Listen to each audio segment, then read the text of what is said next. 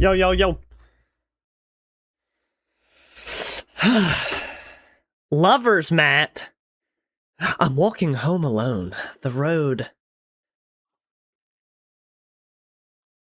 Oh, that's gonna drive me nuts. Hold on. BRB.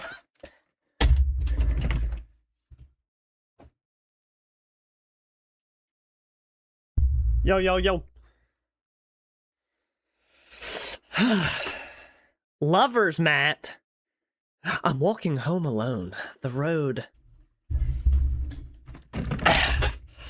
Okay.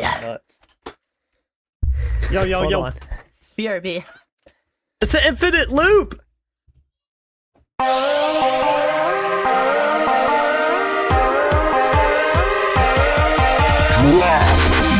Chaser!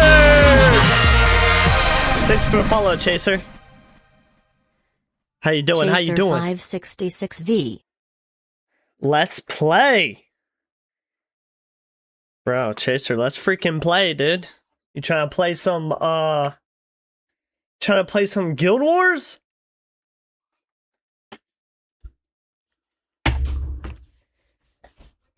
Sweet, sweet, sweet. Y'all got the, my page, right? My Discord? Does the link still work? Does the link still work on my page? No. On my About Me page? No. Oh, I thought I heard an elephant walking through the room. It was just my wife. She's not actually fat, guys. Just kidding. Bro, it's Friday. All right. So, we are multi-streaming. We are multi-streaming right now. We are hitting up the YouTubes. Oh my gosh, they're going crazy. We are hitting up YouTube. We are hitting up Twitch. Because last stream, Twitch was giving me a problem. Twitch was being a little whatever, and it's not my internet. I looked. Trust me, I have the best internet. It's tremendous. Everyone says so. And I'm looking, and YouTube's looking pretty smooth. I wonder if it would be better if I made YouTube my primary, encoding source. But it is saying I am dropping 50% frames. I know it has to be Twitch.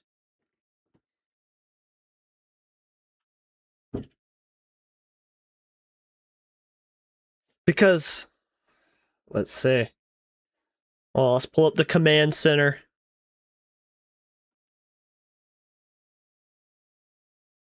Let's pull up the command center.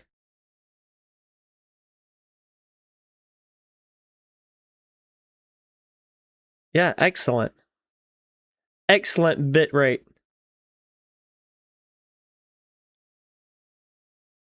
We are looking good.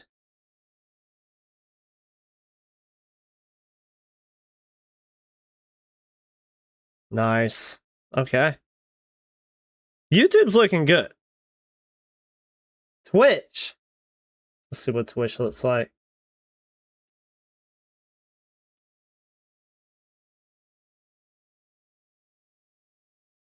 Let's see what Twitch looks like. Let's look at our stream manager.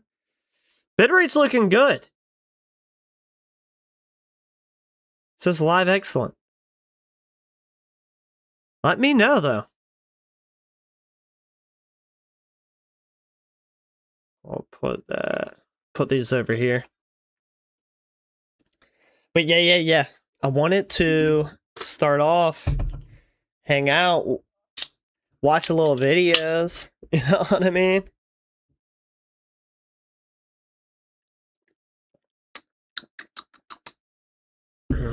Gotta get banged up. It's Friday, baby. I hope y'all had a good week. My week honestly was pretty good. Pretty successful week. You know what I'm saying? But let me switch over. Let me switch over, chat.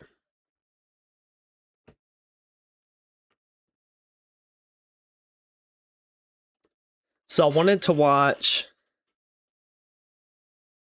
this by the Lazy Peon. Great MMO guy. And I saw this. He said Guild Wars 3 could be the next big MMO. ... But we gotta see what the but is. I'm interested. It's a pretty good. I like his stuff. As MMO fans, we've had a very pretty positive guy. Pretty level-headed. Pretty base stuff. I like him. So we'll see what he has to say. And then we'll talk about it. We'll talk about it. rough couple of years. We've had cancellations, games that failed to live up to the hype, as well as promising Ashes of Creation. I hyped Ashes of Creation up. Granted, I ain't put no money in it. I never put $1 in it. But I was gassing it up to my WoW brethren. My wait till Ashes of Creation hits. MMOs ruined by their monetization. It's all become very tiring. But one thing has persisted and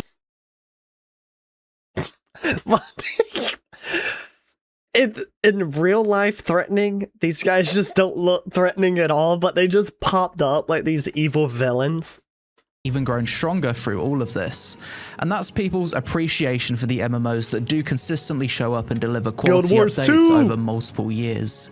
MMOs that respect the time of the player, understand the player base, and genuinely try to build a world that players can escape to for a decade or even longer. Guild Wars 2 has without a doubt been one of those beloved games ever since it was released back in 2012, which is why Guild Wars 3 has been such a highly anticipated announcement ever since rumors started circulating about its development since early 2024. And on June 5th, 2026, Guild Wars 3 was officially announced by ArenaNet during the Summer Games Fest, and honestly, I was quite surprised. That was the day. That was the day I decided. I decided I was going to hop in Guild Wars 2, and I was going to give it a shot. I was like, all right, it's got to be good. I've had people tell me to play it. I thought it was just going to be some generic old game. And I was wrong. Because up to this point, the general consensus was that if Guild Wars 3 was in development, then it'd be super early concept stages, and we probably wouldn't see it until 2030. Yeah. However, the announcement trailer slates fall 2027 for when the first beta test is scheduled. The announcement trailer even came with some in-engine footage, so not only was it confirmed, but it also seems further along in development than we had imagined. In this video, I'll talk about everything we know about Guild Wars 3 so far. What do y'all think about the art style? I like it. I feel like it's like, I would say Fortnite-ish, but not really at the same time. But I think it's, I like it. I think it's like a nice little updated graphics in Guild Wars 2. As well as give you my own thoughts and potential concerns after some of the info that's came out. But before we begin, please support the content by listening to today's sponsor. Throne and Liberty just dropped The Frozen Divide, and if you haven't logged in for a while, now is a good time to change that. I think I played Throne and Liberty for maybe like 3 days. I really did like it. I honestly liked it. I liked the movement. I liked the world. I liked how you could turn into the animals depending on like the terrain. If you were flying, you turn into a bird. If you were swimming, I think an otter. I could be like a wolf or a lion or something if I wanted to run around. I liked it. I thought it was cool. I just didn't have anyone to play with. And I wonder what if something else came out at the time. But I think the issue was the crafting. I think it got I don't know how gacha it is from a personal perspective, but I think it gets to a point to where it's pay to win. But I thought it was cool, the big massive, guild or big massive world wars that you could have in it. Should we check out Should we check out Throne and Liberty? Let's see. This update adds Nyx, a frozen tundra region packed with 25-player triggered field events that you can glide across using the Aether suits. It's a proper new area to get lost in. The item system has also been overhauled. Progression now focuses on chasing stronger gear rather than endlessly upgrading what you already have, which makes the grind feel a lot more rewarding. The level cap has been pushed to 60 as well, so veteran players have something new to actually work towards. There's also a brand new weapon class, the Gauntlets, which can switch between an offensive. You just beat tail. I rock a great sword. I rock a wand. I rock a staff. And then you got someone that's just like, it's gonna be bad. It's gonna be bad for just straight up fisting. Damage mode and a defensive tank mode, 2 roles in 1 weapon. For PvP fans, Remnants of Nyx is an extraction style mode where you can drop in with up to 4 players, gather rewards and have to make it out alive to keep them. On the PvE side, 2 new endgame co-op dungeons have been added, Stone Grave Cradle and Frostbreath Cave. Elite enemies across Silesium have also been replaced with tougher variants that drop better rewards, so even the open world has more bite to it. Check it out using my link in the description. Back to Guild. How popular is... what is it?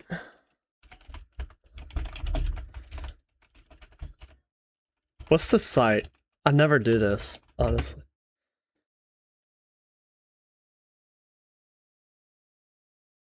"24-hour peak, about 8,000, about almost 6, so about 5,700, a little over. Peaks Sunday. Is that like a reset day? Oh no, that's each day. So it peaks at about 8,000, 9,000. About 3. And nobody was playing it on this day, on Tuesday. Happens on Tuesday and Thursday. Is that good? Alright, let's compare. Let's compare.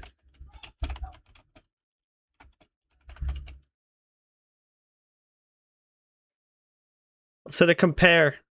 Okay, so it's more than Guild Wars 2. I mean, Guild Wars 2 started going crazy once they announced Guild Wars 3. All-time peak was 10,000.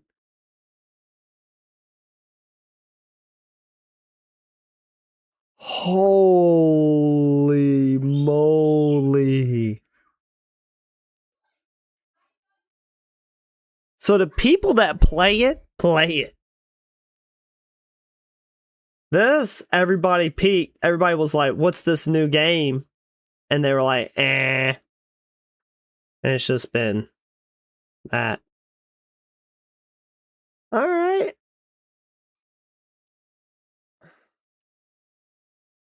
That's probably when this hit, when what he was talking about. No.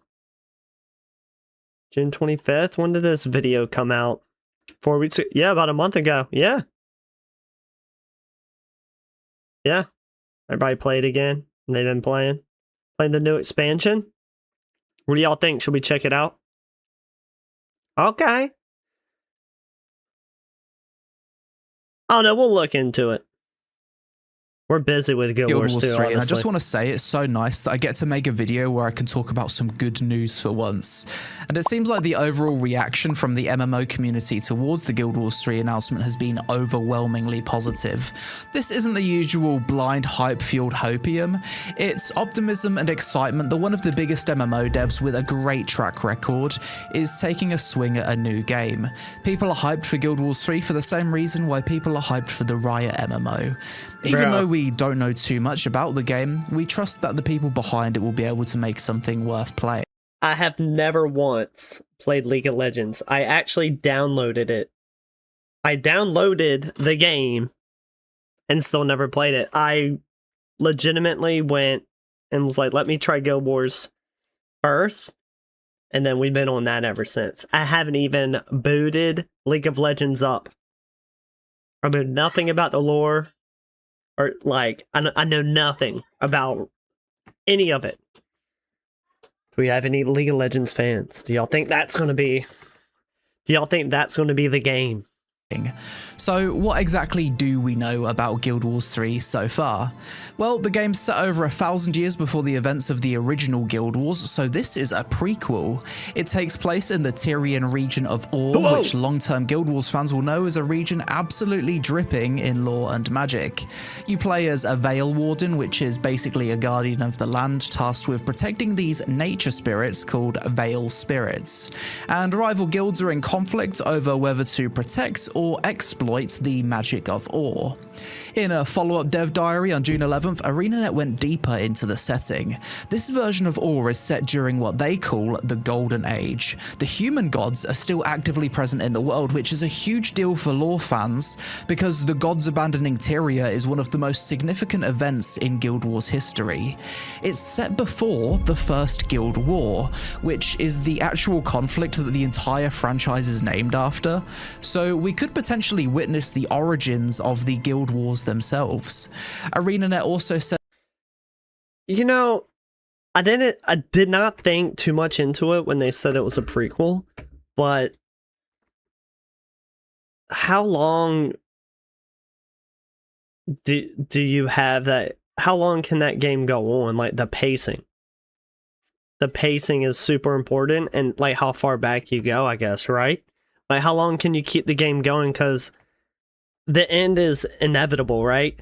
We know where the end leads to, like on the story, the Guild War, and then where we've been playing Guild Wars and Guild Wars 2.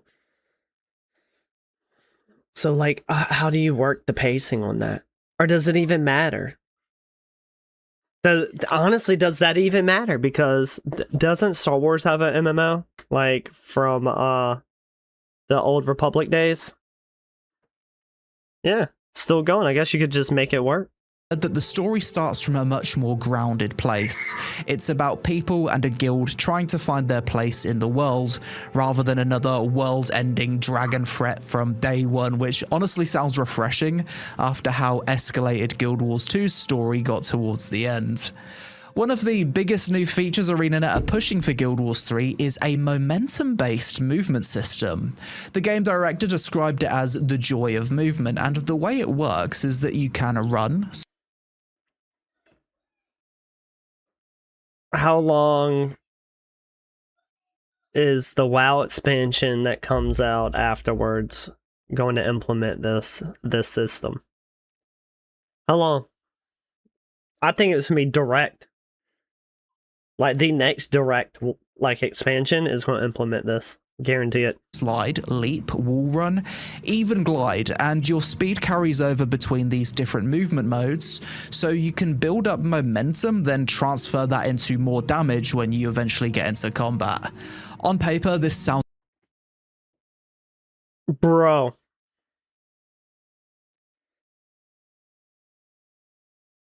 How sick is that? So does that mean like you could like run and jump off like a ledge with like a great sword or a hammer and just boom, or like have a mount and then jump off the mount and hit it and do like extra damage, bro? Oh my gosh, just straight automatic stun, automatic crit. Really cool, and we already know from Guild Wars 2 that ArenaNet has the most fun mount movement system in the entire MMO genre. 100%. It seems like they're trying to do something to revolutionize your actual character movement, just like they did with mounts. And this is also going to translate directly into the combat feeling more unique too, from the way they've described it. When it comes to mounts, every player gets something called a Seeker, which is like this wolf spirit mount that connects you to the world of Or. You can see it in the trailer, and it kind of reminded me of the Guild Wars 2 Warclaw mount that you get from World vs. World. Given how beloved the Guild Wars 2 mount system is, I'd also expect the mounts in Guild Wars 3 to also have top-tier animations, lots of cosmetics. So, as far as I know, the next thing we get is a glider. in Heart of Thorns, I think, right? Ooh, excuse me. What's the next mount? We got the Warclaw. We got the Raptor. That probably didn't come out until Heart of Thorns or Path of Fire, huh? And perhaps have some unique interactions in the world. In terms of playable races, Guild Wars 3 will likely be a bit different to Guild Wars 1 and 2 due to the game taking place The bear. 1,000 years prior. We'll obviously have humans. Asura seem likely since they're in the concept art, but the big one is that Coden could be a playable race. These are the big bear people from Guild Wars 2. They've never been playable before. The community have been begging for them for years, and we can see them in the trailer. If there was ever a time to add them as a playable race, this would be it. Come on. Char seem unlikely as a race to make it into Guild Wars 3 because during the time the game's set in, they're still at war with the humans. Sylvari haven't even been born yet, so they probably won't make it in. And other potential playable races could include the Dwarves and Tengu, as it makes sense timeline and lore-wise, but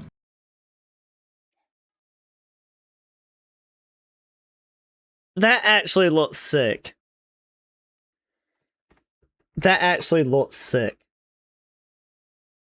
As long as they make the birds look like if you wanted to be a warrior, you could be a diesel eagle, you know what I mean? Like that's where in Dragonflight they messed up. When you made the evoker, you were always that skinny ass nerd dragon. Like bro. Come on. And it sucked too because you're running around the world and you see they had big diesel dragons, bro. Like if I wanted to be a Death Knight or a warrior or a paladin or something, why couldn't I be a big diesel dragon? Or even if I wanted to be a rogue or something like that, why couldn't I be I didn't have to be Big Diesel, but did I have to be oh no, they just look like a skinny, lanky nerd dragon, bro. But the bird, I could see you still being tough, especially with this build right here. This is all just speculation. When it comes to business model, Guild Wars has long had this motto of buy once, play forever. And it seems like Guild Wars 3 will be no different. In an interview with IGN, Colin said there will be no subscription and no battle passes, and that players are sick of battle passes, which is 100% true. Yep. Personally, I'd expect the monetization of Guild Wars 3 to be similar to Guild Wars 2, which is considered to have one of the most fair business models in the entire MMO genre. It doesn't print cash like some of NCSoft's other more aggressive short-term titles, but it consistently pulls in around $60 to $70 million a year, which has made it one of the most stable revenue generators in NCSoft's entire portfolio. Basically proof that you can make good money without screwing over your players. If only NCSoft took this approach with all of their games. As for platform, as we saw, when I pulled up the stats and you saw Throne and Liberty Witch, it had that height, had that 300,000 people height. And then just because they wanted a microtransaction and ruin the game, and everybody's like, F it. And what else had something similar? First Descendant. Yeah, you could earn and grind and craft all of your gear, but those drops, there's games with bad drops, you know. You can play Diablo or Path of Exile and you're just like, damn, I'm getting unlucky with the drops, you know? But this was something different. First Descendant was a whole new level, bro. And you could just buy it. Why spend 2 days doing the same loop? 2 days doing the same loop. When you could just spend the money and knock it out in 5 minutes. Guild Wars 3 is coming to PC, Steam, and PlayStation 5, which is the first time a Guild Wars game has ever been on console. And honestly, this is where my biggest concern comes in.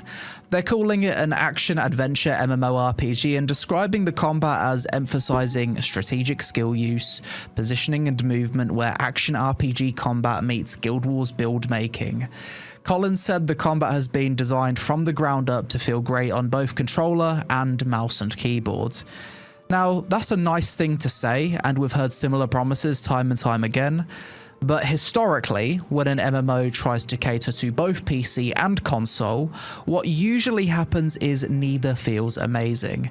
In fact, I can't think of a single console PC crossplay MMO that has truly exceptional combat. I think New World was probably the best we've seen, but even that had a lot of issues. With the combat needing to work on controller, it likely... What would you say was New World's biggest issue? Because I played it for a little bit when it first came out, but it just seemed kind of dry to me. Like I like the combat. I like the dodging, blocking, rolling. I like that. I like the parrying. I liked you know, you had a small set amount of skills, like you know, you're not sitting there like dang World of Warcraft with 27 skills. You had, you know, your basic skills and weapons and whatnot. But what was it? Did it just get dry? Like, the content that they were releasing was just not really hitting, huh? Like, I don't know. I don't think I stuck with the game long enough to give a true decisive like factor on like where that game failed. It means fewer skills, more action-oriented gameplay, and probably some kind of target lock. Beyond just the combat itself, I'd also expect the compromise to extend to the scale of the game. Cross-platform console MMO action combat only kinda works in small fights. Once you start adding too many players on screen, you run into player collision issues, desync, and the whole thing just starts falling apart like we saw with New World during Territory Wars. So I'm not just capping my expectations on the combat being maybe a 7 out of 10 at best, but I'm also expecting Guild Wars 3 to be more of an MMO light rather than massively multiplayer. And this was actually... Which, that doesn't necessarily have to be a bad thing. Like, when I first started playing Guild Wars 2 and Vampire hopped in, and he took me to the Shatter, right? There was like 50 people at least, and it was cool. Like, that scale and chaos, it's cool, it is fun, but it also feels like am I even really doing anything? Like, you know, like, am I really doing anything? Like, does it matter that I'm here? I'm sure I made it go slightly faster, you know? But, like, if it is a smaller scale, I feel like each person has more of an impact. Backed up by the Aeon 2 producer, who in an interview said there's a directional difference between the two games. That Aeon 2 focuses more on massive numbers of players, where the more users, the more fun, whereas Guild Wars 3 is more about segments of small groups playing that makes the gameplay more fun. So it seems like even other developers in the space are aware that Guild Wars 3 is going for a more smaller scale experience, which to me further suggests that it's going to lean more MMO light rather than traditional MMO. I hope I'm wrong, of course, but honestly this does seem like the direction that the genre is heading in general. Both Arcade Chronicles and Chrono Odyssey describe their combat systems in a very similar way, and both are scale. I did the Chrono Odyssey test. The other game, Arcade, I haven't even played that. I don't even know anything about that. I'm out the loop on it. But Chrono Odyssey, sure, had its bugs. It had its problems. But I will tell you one thing. I liked it. I still liked it. Alright? I think they need to dial the character creation. Like, because you could just make a dang mutant if you wanted to. You could make your guy literally SpongeBob and Squidward. Like their character creation was so open. But I think when they tighten up the bugs, tighten up the graphics, I do think that game's going to be fun. And it's heavy on the action part. It's not tab target like at all. It's mainly action. Which that was a big mess up on them because their hitboxes were crazy. They got a lot of work to do, but if they actually do the work, I see it being fun. But but there's always a medium, right? Like Guild Wars 3 doesn't have to necessarily go like that heavy and shrink the scale of the game that much. Like, but you don't necessarily have to be wide open, right? You don't have to have 1 million players on there and just like, click attack. Like, you can add a little more action to it, slightly scale it down, like, you know what I mean? And then adjust as time goes. Like, AreaNet seems really like good about it. And like how we looked at the stats, like the peak player count isn't far off from their concurrent player count. So they I feel like do a pretty good job at keeping their player base satisfied. But this is coming from a new guy. I'm new to the game. Scaling down the massively multiplayer side in favor of more MMO-light experiences to accommodate console releases. I do get why they do it though. MMOs are incredibly expensive to make and developers need as many players as possible for the product to be financially viable. So opening up to console just makes sense, even if it comes with compromises. Of course, ArenaNet could be the exception here and figure out something special that doesn't require those compromises. But I'd rather remain cautiously optimistic on this point, rather than expecting them to do something that's literally never been done before. As for an estimated release date, Guild Wars 3's beta is scheduled for fall 2027, so we've got well over a year before we can even get our hands on it. And a full release probably not happening until 2028 at the earliest. I don't think it's going to come out in 28. Like, this beta has to be damn near like perfect.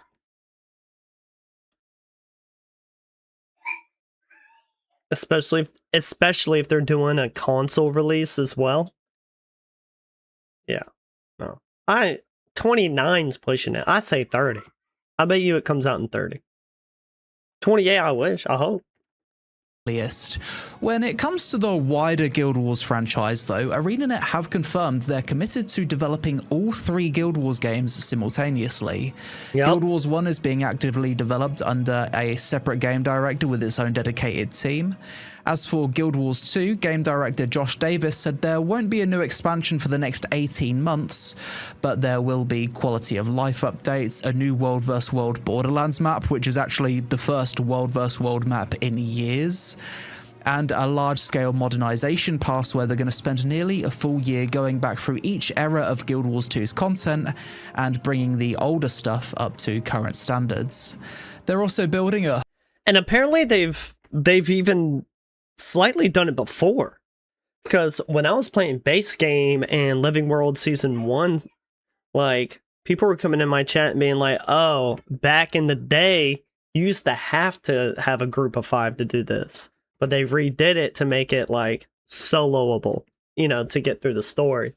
Or back in the day, this used to be which is cool that they're doing that, like continuing to do that. Because I do think Guild Wars 3 is only going to bring in more people to 2. Like 2's going to have people that want a more classic experience. If 3 doesn't scratch that itch that they want from a more classic MMO experience, they'll probably go to 2 or even Reforged. Which I haven't even checked Reforged. I've only heard good things though. Hall of Monuments 2.0 system, which will let you carry over your Guild Wars 2 achievements into Guild Wars 3, which is sick. a really nice touch for veteran players, that's and sick. Also a reason to go play Guild Wars 2 prior to the Guild Wars 3 release. Hey, we're ahead of the game, and baby. They're also making a new open world map set in ore, which will serve as a free narrative bridge between the two games.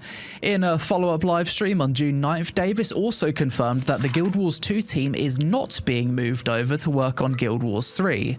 They have separate internal studios, and that after Guild Wars 3 ships, they will return to full annual expansions for Guild Wars 2, so it's not being abandoned. Honestly, the reason why I haven't played too much Guild Wars 2 in the past few years is that since the Guild Wars 3 rumors started, I actually assumed it would be abandoned, or at the very least not receive any more expansions. With ArenaNet directly saying that they're going to keep updating it, I certainly feel more inclined to jump back in and keep playing. Oh yeah. But here's the thing that caught my attention though. Collins said during the announcement video that all 3 games will share the world of Tyria. They are intentionally very different in design, in experience, and where they sit on the timeline. On the surface, this sounds great. 3 games, all supported and all different. But if you read between the lines, intentionally very different in design could mean that fan favourite features from Guild Wars 2 like World vs World, the massively multiplayer map meta events, or even structured PvP won't make it into Guild Wars 3 because ArenaNet doesn't want the games competing with each other. That's my concern anyway, and I hope I'm wrong, because I don't know. I don't know if I look at it like that. I look at it as a way if you have the exact, which I think they will add that. I think they'll have PvP or some sort of guild versus guild, like, you know, they'll have that in there, but it's not going to be the same. And do you really want to cannibalize your audience? You know what I mean? Like, they're keeping all 3 going because it's 3 different games. And you want to have, like, different aspects in each game. Like World vs. World probably won't work as well in 3 if it's a different type of play style. That, like, it's successful in 2 because of the certain play style that 2 has. So, if it has a more action combat in 3, to where you have it works better with smaller groups, why would you put such a large scale event in it, like knowing that it's not going to work, it's not going to be as good as it is in Guild Wars 2? You know what I mean? Like, I think they'll have some aspect of it. They might have some sort of they're definitely going to have PvP. Come on now. But no, if you want to play World vs. World, go play 2. Like, that's why they have the different games. I'm not gonna hop on Fortnite and complain that it's not Call of Duty. Guild Wars 2 has some amazing features that I don't want left out of Guild Wars 3 just because they want to keep supporting the old game. I hope that supporting the old games doesn't hinder the potential of the new one, if that makes sense. Hey, Editing Peon here. Whilst this video was being edited, ArenaNet dropped a new blog post on June 16th, where Colin basically laid out the core philosophy behind Guild Wars 3, and it pretty much confirmed everything that I was concerned about. He described Guild Wars 3 as sitting near the middle of the MMO spectrum between Guild Wars 1 and Guild Wars 2. Guild Wars 1 being the small-scale instanced end, and Guild Wars 2 being the giant-scale open-world massive battles end. And he specifically said that Guild Wars 3 doesn't try to replicate the large-scale gameplay pillars that so uniquely define Guild Wars 2. And the reason he gave is exactly as I thought. He said, "This ensures that all 3 of our games can coexist as different experiences." So yeah, it does seem like Guild Wars 3 is going to be a deliberately smaller scale game than Guild Wars 2. But why is that such a negative thing? I don't know. Why is that negative? Do y'all think that's a negative thing? I mean, I don't sit there and be like, yeah, that's better, but I really don't look at it as a negative thing, a negative aspect. and they are intentionally keeping features separate across the 3 games so they don't compete with each other, which is both understandable but also disappointing if you was hoping for a modern version of Guild Wars 2 like I was. On a more positive note, but you are getting a modern version. They said that they're going to continuously update Guild Wars 2 and they're revamping it. You said that in your own video. He also doubled down on the business model, no subscription, no battle pass, as well as confirming I feel like he the sounds all stance on sad no pay to reading win. this. I'd say this recent info has dropped my hype levels down from a 7 out of 10 to a 5 or a 6 out of 10. Oh my god! Obviously, we'll have to wait and see the specific.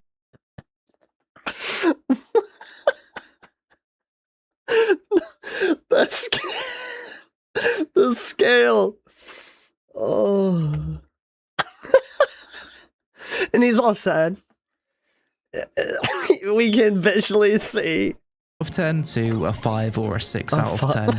Obviously, we'll have to wait and see the specifics of what multiplayer features do make it into the game, but it does kind of seem like a game that's being made for a different audience. Overall, yeah, but okay. I think it feels like he wants them to to end Guild Wars 2 and then make Guild Wars 3 like Guild Wars 2 but like crazy larger, which obviously I think would be sick. Like, don't get me wrong, that would be sick. That would be like crazy hype. But I think from the jump they said that's not what they were going to do. So I don't feel like my expectations were ever that though from the beginning. Like, we knew that they were going to still continue to work on Guild Wars 2 and then this is going to be a more action version, which is cool. And then I look at it as if like Guild Wars 3 isn't your cup of tea, like just go and play the new content of Guild Wars 2 when it's out. I'm happy to see Guild Wars 3 announced. The most interesting aspect to me sounds like the movement system and how it ties into the combat, and I think my enjoyment of the game rests entirely on ArenaNet's ability to make a fun action combat system, considering it's likely not going to have any of my favourite features from Guild Wars 2. It seems like the future of MMORPGs is innovation by dropping the first M and going console crossplay, because we appear to have lost the technology and willpower to make anything that requires more than 5 to 10 players. Honestly, I really just wanted a modern version of Guild Wars 2 because that game engine is like 20 years old at this point. Maybe the MMO light fears aren't as bad as I'm worried they will be, but at this point, I've got PTSD from games using the term MMORPG purely for marketing, then quietly dropping it altogether as it gets closer to a release. Either way, I guess we'll find out in full 2027 when we finally get the chance to play it. But that's it for this video. As always, let me know your thoughts on Guild Wars 3 in the comments below, and what would you specifically like to see from Guild Wars 3 that differentiates it from the previous games? More action combat, better graphics. I think that's about it. You know what I mean? I want to possibly block and parry.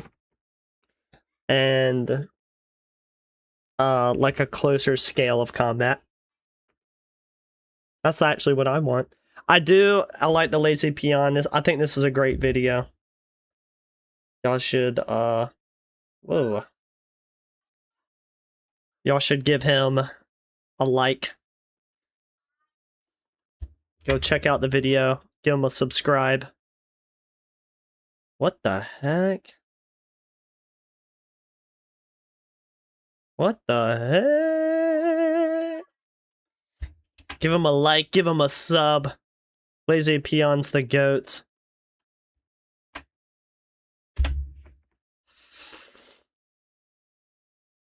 Oh, I want to check this out. If y'all ever checked out Viva La Dirt League, They make the funniest stuff. Like, they got, like, the gaming store videos, they got MMO, they got RPG, they got D&D logic. They make the funniest stuff, dude.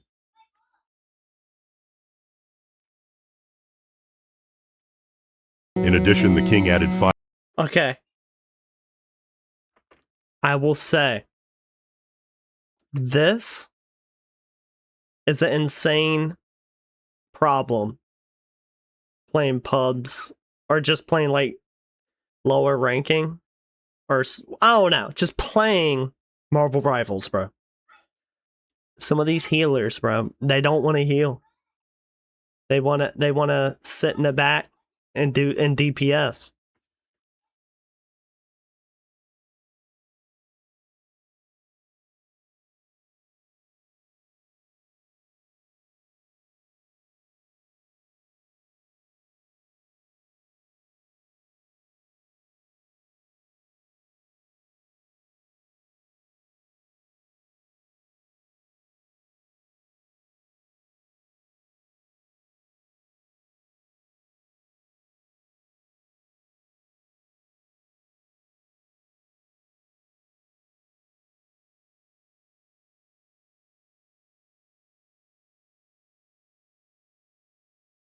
In addition, the king added 5 years.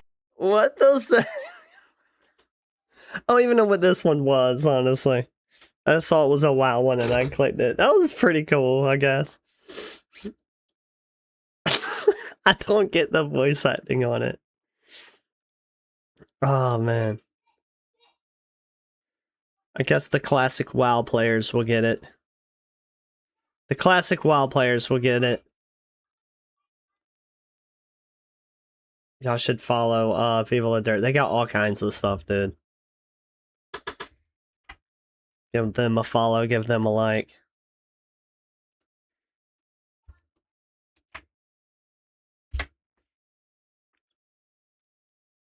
And then, the final video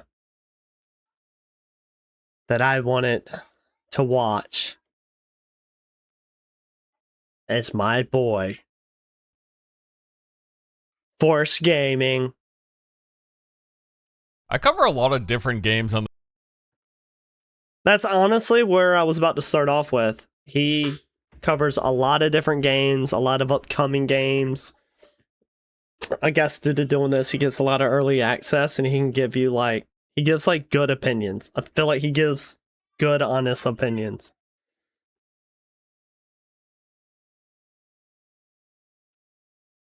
There we go. Yeah, I feel like he gives really good, honest opinions. He's not dramatic about any of the stuff. Like, you know how some people, they overly criticize games or they overly hype up a game and it's just like, eh. Like, I feel like he gives really good based opinions on upcoming games or games that recently came out. this channel, especially when it comes to these list videos. And while I always include my interest, many times I will also put in games that aren't necessarily something I'm going to play, but they're things that I think may appeal to many of you watching, and I'm happy to do it. Happy to talk about what appear to be good games across the board, whether or not it's exactly in my wheelhouse. Today, however, it's all about me. Time to be selfish. We're going to be doing a list of the games that I am personally most interested in and excited about playing coming out this year. Let's get into it. I'm pumped, man. Literally, this is the list of things that I'm pumped about. You know, I grew up playing Halo, quite literally. The game first came out when I was 15 or 16 years old, and I didn't have an Xbox at the time, but one of my best friends did. And I remember going over his house, staying up all night, trying to beat the campaign in a single go. Very fond memories. Lots of junk food was consumed. Plenty of laughs were had. Okay. Funny thing for me, exact same story. I had a PlayStation. My friend, we called him Buddy. His name was Thad. He had an Xbox. He had Halo, and it was going to his house, playing all night, staying up all through the night and playing and just trying to beat it. Just beating it in one run. We did that for 1 and 2. Those were the days. Those were the days. And then finally, when 3 came out for Xbox 360, I got it myself. And I was a fiend. I was a beast. Was a blast. And then from then on out, Halo multiplayer was a staple of our game playing rotation whenever we all got together. And then Halo 2 came out when I was a freshman in college, and man, did we have fun he's beating older than the me. crap out of each other and talking smack. I was old. You know, nothing really beats sticking a plasma nade to your friend as he rounds the corner. No offense, There's nothing funnier than that. So yeah, Halo was a pretty big game for me throughout all of those years. And anytime anything new comes out in the Halo universe, it piques my interest. Well, later this month, we are getting Halo Campaign Evolved, a full-blown remake of the original game with high-def visuals, updated cinematics, refined controls, and a brand new 3-mission adventure featuring Master Chief and Sergeant Johnson. It's also going to include this broader arsenal of weapons, vehicles, enemies, and some gameplay modifying skulls for added replayability. Apparently, they're going a little zany here in taking elements from several of the Halos and putting them into this Halo 1 remake. Like I heard that they're I think that's an amazing idea. I'm all for that. Because they came out with the Master Chief collection already, right? Like that came out a while ago. So they made it available to play the original one already in the past. Like we could have played the original one. So if they're going to revamp it, throw in some extra goodies, spice it up. Put a little cayenne pepper in the game. are different flood variants from Halo 3, for example. Kind of odd, but it could be fun. We'll see how it all comes together. I love so it. you can play solo, or there's 4-player online co-op with full crossplay and cross-progression support. Now, unfortunately, this remake, from what I can tell, doesn't include any of the original game's PvP, and I guess that makes sense. It is called Campaign Evolved, after all, and they also did do a remake of the original Halo PvPs a few years back, so I get it. But yeah, if you want to play through a new sort of mixed-up remake of the first Halo with prettier graphics, looks like this is going to be it. Halo Campaign Evolved launches on July 28th, coming to PC, Xbox, and PlayStation. Before we continue the list, we do get a word from today's sponsor. This is another good game as well. Today's video is sponsored by The Altar's Last Variable, the brand new DLC for the award-winning 2025 sci-fi game all about surviving. At first, how that looked, what's the Fallout Shelter game on mobile? I was like, is this just a computer Fallout Shelter? A hostile planet alongside alternate versions of yourself. The game was quite well received and still sits to this day in a very positive Steam. With Robert Pattinson?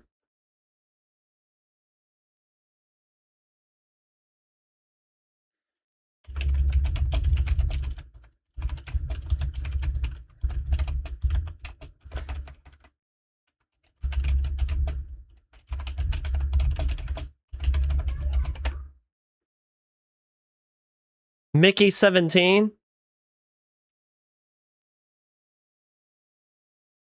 When did that get? That's a movie, bro.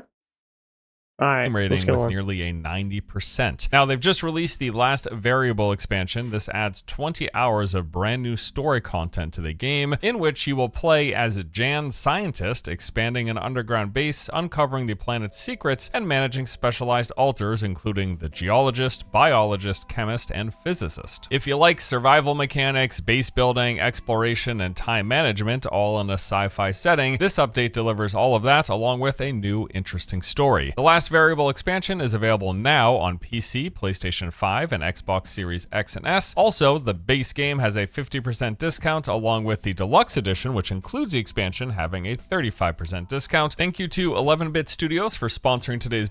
The game actually looks really creative, and it looks really cool.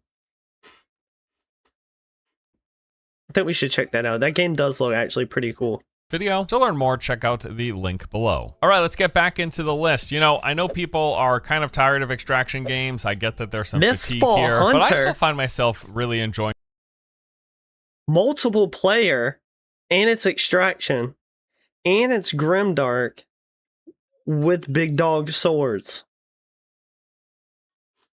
This is my aesthetic. This is my vibe.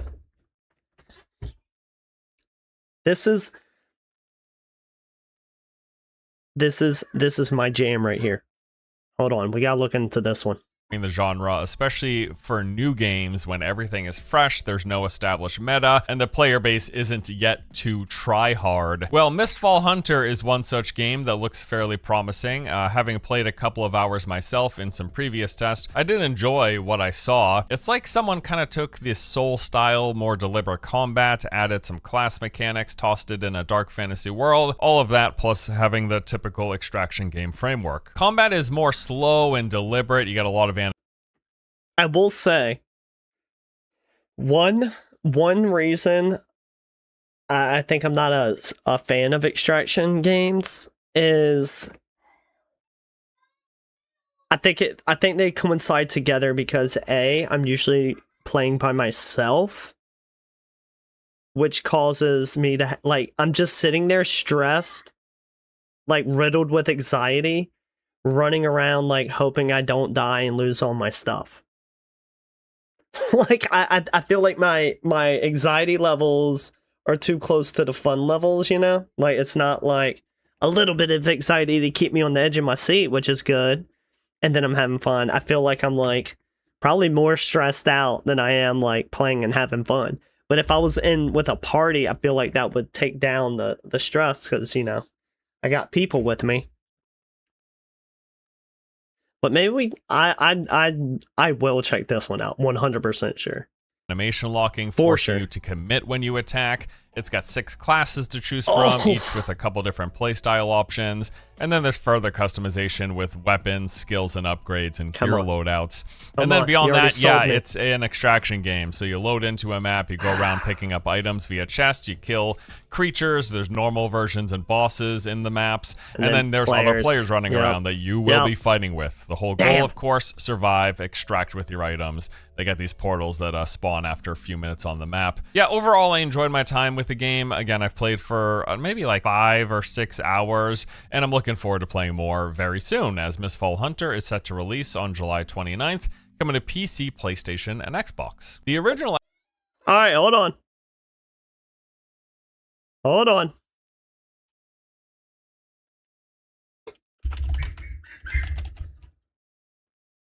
Mistfall Hunter? Yep, July 29th, that's the one. We added it to the wish list.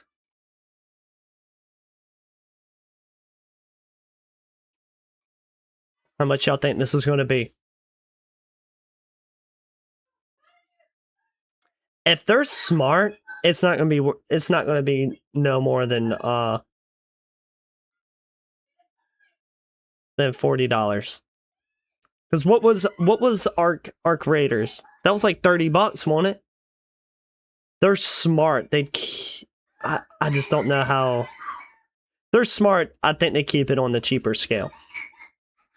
But if they do full regular game price, I'm not going to hate on them for it. Like, I don't think that's a neg. But I'm not going to hate on them for it. You know? This game looks cool, dude.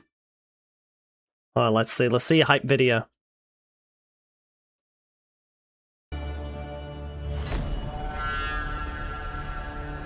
Oh! Hold up. Hold on, I didn't get a good look.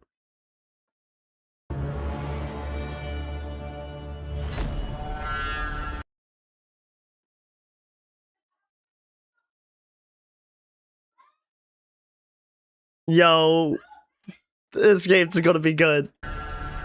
I can already tell you, this game's gonna be good. Oh, he looks badass. It began with the Mistfall. We lost everything. Oh, that's sick. I like that. Stripped of our armor. I like that. We were exiled into What was that, a big endless booty night. hole? What was that? Stripped of our armor. That was so fast. We were exiled into endless night. Oh. The temples Ooh. crumbled. What the hell? Last bells tolled. The nightmare never ending.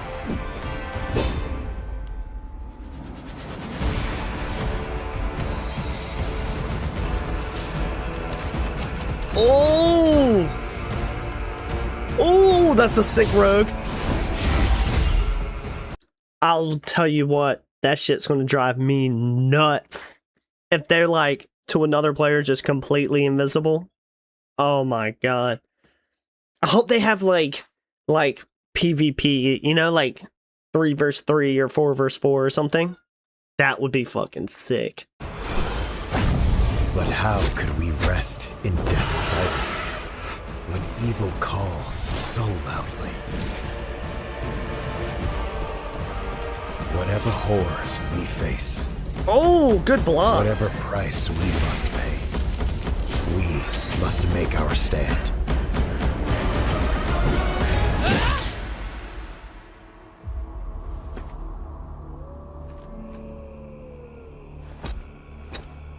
And then this is like another player coming to get you. Bro, this game looks so good. The character design, the fighting, the classes, the aesthetic.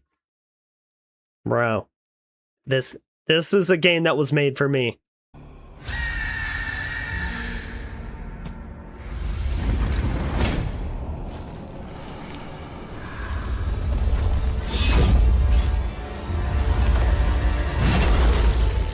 Oh shit. Shield Maiden, the Sorceress, the Assassin. This withered blade defied corruption. Bitch. I will be the light that Oh, here's another pierces team. the endless night. Paladin.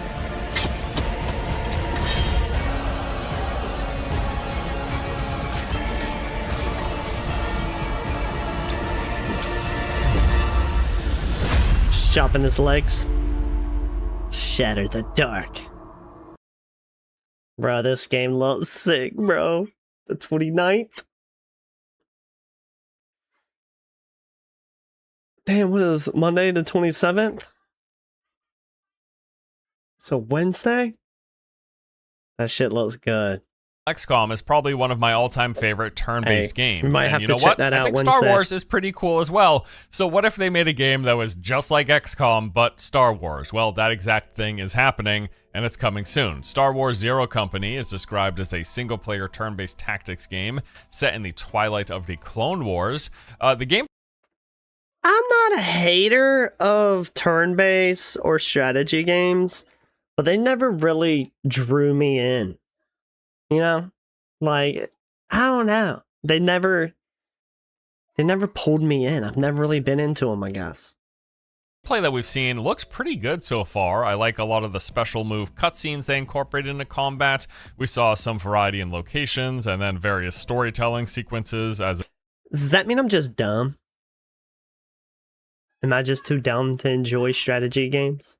it is a single-player focus game here. Some further details include we will command a roster of operatives in tactical operations, investigations, and other Where's Luke missions through the Skywalker? cinematic story, strategizing and adapting at both our base of operations and the ever-shifting battlefield. The operatives, the characters we collect and join our roster for fighting, they come in different archetypes. You've got scoundrels, astromechs, and even Jedi. And then each of these operatives have their own arsenal of tactical abilities to pick from. There's various squad synergies you can unlock, and we play as the character Hawks and Mandalorian? are able to That'd be customize cool. our own combat specialization and appearance. I think this looks pretty awesome. Really, it does. I mean, Star Wars. I feel that this will be good for Star Wars because I don't know about their last game or two. Seemed like it didn't do too hot, you know? Like that one where you're like the chick. The game didn't look like all that. XCOM sounds great. Zero Company is set to release on August 27th for PC, PlayStation, and Xbox. Recently, we got a brand new round of impressions for the upcoming The Blood of Dawnwalker, and I was already interested in the game. Now I'm pretty much sold. Seems to be a well-made vampire game that's kind Bro, this game, the premise of it alone looks so sick. Like you're just like a human by day, and then night you got like your vampire powers, and you're just like on a mission. And I read something that said, in game time you have X amount of days. Like I want to say 100 days, in order to complete the game. And then also like quests that you quests are, I think, are in-game time based. So like if you complete certain quests, it affects the story in a way. And also if you let certain people live versus killing them, and it affects the story in different ways. That's pretty sick. Now I imagine people with like that have like decision issues or like choice making problems, like you just get like overwhelmed, you know? But this game looks crazy. Kind of like The Witcher, but with a few big twists. And The Witcher comparison isn't out of thin air. This studio, Rebel Wolves, consists of many ex-Witcher developers, and they've really embraced the fact that the game keeps getting these comparisons, but have gone out to say, we know a lot of people are comparing it to Witcher, but it also stands on its own 2 feet, and we're pretty confident in what we're building here, which is good to hear. So it's just... Isn't The Witcher coming out with a new expansion? I have The Witcher 3 with like the expansions that are out already. Never beat it. We should do a Witcher playthrough. Described as this open world dark fantasy action RPG set in 14th century Europe. You play as Cohen, who is a human at daytime and a vampire at night. It's a story-driven game. You're fighting to save your family while making decisions that impact how everything plays out, and this is going to be really big in this game. You will not do everything. So some key features here. It's got a day-night cycle, and each of those come with their own gameplay loops. During the day, you're kind of just a regular human. You walk around, you talk to NPCs, you do some basic tasks, look for answers, and try to solve quests. And then once the nighttime kicks in, you've got your vampire powers, and it's like a whole new game where you can be sprinting up castle walls, teleporting across rooftops, and sucking the blood of villagers, some of whom you will have chatted with only a few hours prior. Your decision... So you're out here killing vampires and humans. So you're just like... We're just a rogue, dude. During gameplay and in dialogue have a big impact. Even the things you don't do, it's going to play a big role as well. The game has this kind of time-based system, and there will be objectives that come across your table that you don't complete in time, and as a result fail and have to deal with the consequences. The game's combat is mostly melee focused, although there's some additional supernatural vampiric powers and magic as well. You're going to have some choices here on the parts of combat and the toolkit you focus on. They also mention that you'll have access to different things depending on the time of day, again, in your human and vampire forms. It's an open world game as well. Looks like we got a good mix of places to go, roaming through lush forests, vast plains, treacherous swamps, steep mountaintops, and various medieval settlements. And then you've got dangers lurking in the forgotten ruins and various remnants of ancient civilization here. Really pumped. The recent hands-on impressions have been positive, having me all that more excited, and the gameplay looks awesome. Can't wait. The Blood of Dawnwalker is set to release on September 2nd, coming to PC, PlayStation, and Xbox. You know, I think this is going to be a Game of the Year contender. I foresee it. I foresee Crimson Desert being up there. I foresee this game being up there. Obviously, GTA. GTA is going to sweep the board. I think we know that.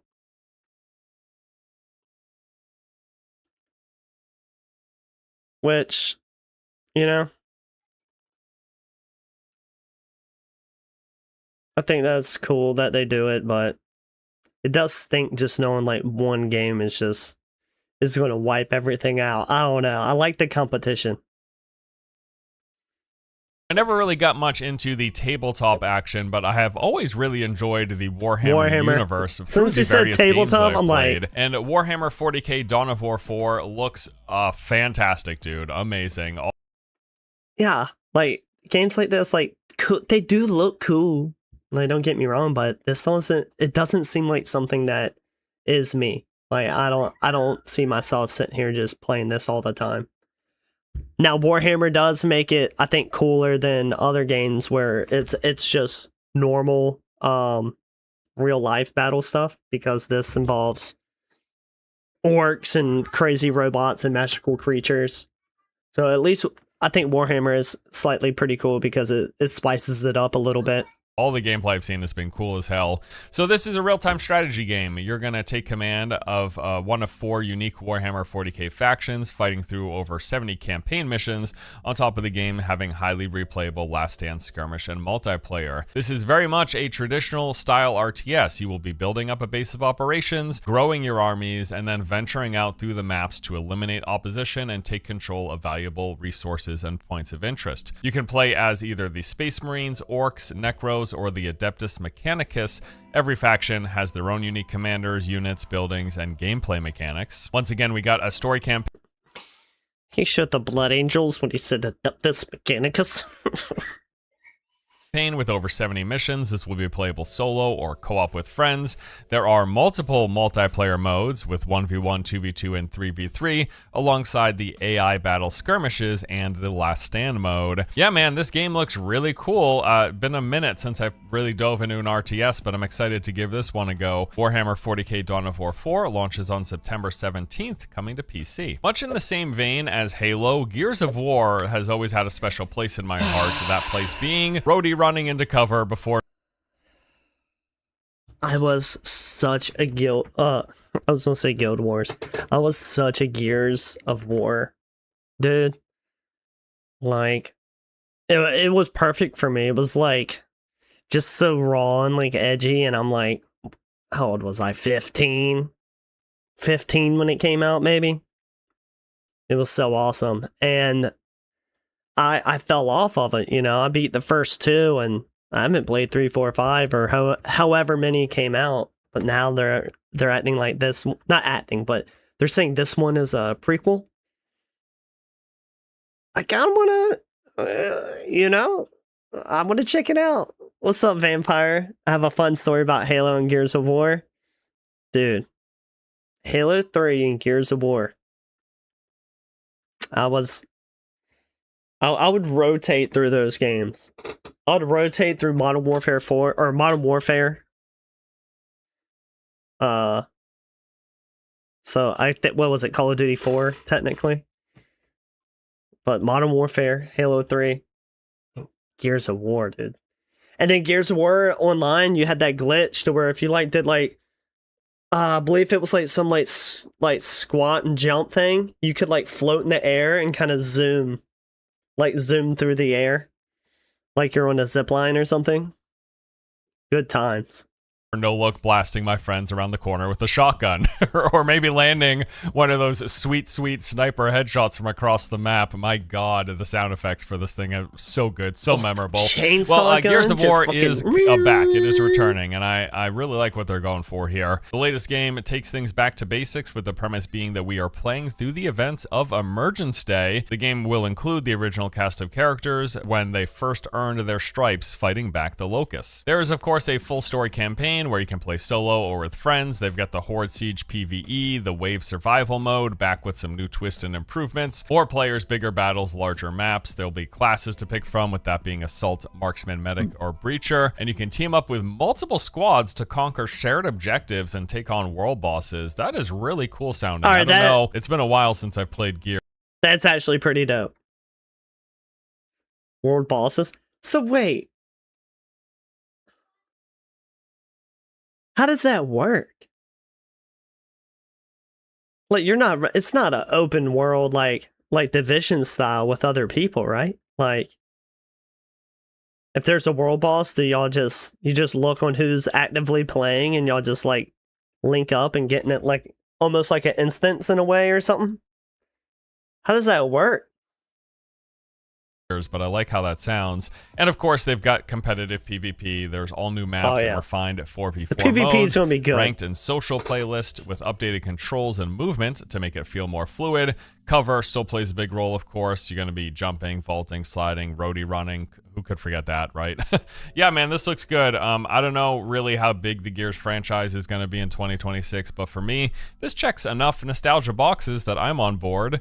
They've got a beta testing for the PvP, which begins on August 6th, and then the full release of Gears of War E-Day is happening on October the 6th, coming to PC and, of course, Xbox. So those are some of the big new games that I'm excited for, but on top of that, we've got some major updates for some of the games that are already my favorites. Specifically, we've got a bunch of games leaving early access and entering 1.0. First up is Valheim, the one and only. You know, I've not actually played this since it first entered early access some 5 or so. Okay. Crafting survival games. Never really tried them out. Enshrouded. I played Enshrouded. Actually, no. I played the demo for Stormwind. I think it's Stormwind, the pirate game. And I was like, okay, this is pretty fun. I bought Enshrouded forever ago for like $10 when it was on sale. Played Enshrouded, fell in love. And then now I'm like, everyone hyped up Valheim. So now I saw that Valheim 1.0 is coming out, and I'm like, oh, I want to try this game out. I want to try it out. So years ago, but it left such an impression that it's still one of my favorites. There's been quite a few updates in the time since, which is exciting. But then also we got 1.0 coming with the Deep North update. Comes with a bunch of new additions. As the name implies, there's a whole new region of the Deep North with raging storms, lakes of ice, and landscapes blanketed in snow. And then inside of this region, we're going to see a variety of new stuff, new enemies like massive ancient trolls, tree folk, and the eyeless ones. Points of interest from abandoned villages and castles to brand new dungeons like this underground tunnel system. Plenty of mysteries for us to uncover in the process, new resources and loot to find, and they're even adding a grapple hook to the game. Valheim will be entering 1.0. They stole that from Enshrouded. With the Deep North update on September 9th. Definitely stole that from Enshrouded. Next up is RuneScape Dragon Wilds. That's another one. That's another one. You like Valheim? We gotta do it, Vampire. We gotta play the Valheim 1.0 when it comes out. Dude, they made a survival RuneScape game. Nothing takes me back than the old school RuneScape on the Java webpage. Good times. Good times. You played this one? I haven't played this one. You like this one? Attempt at entering the survival genre with the RuneScape franchise.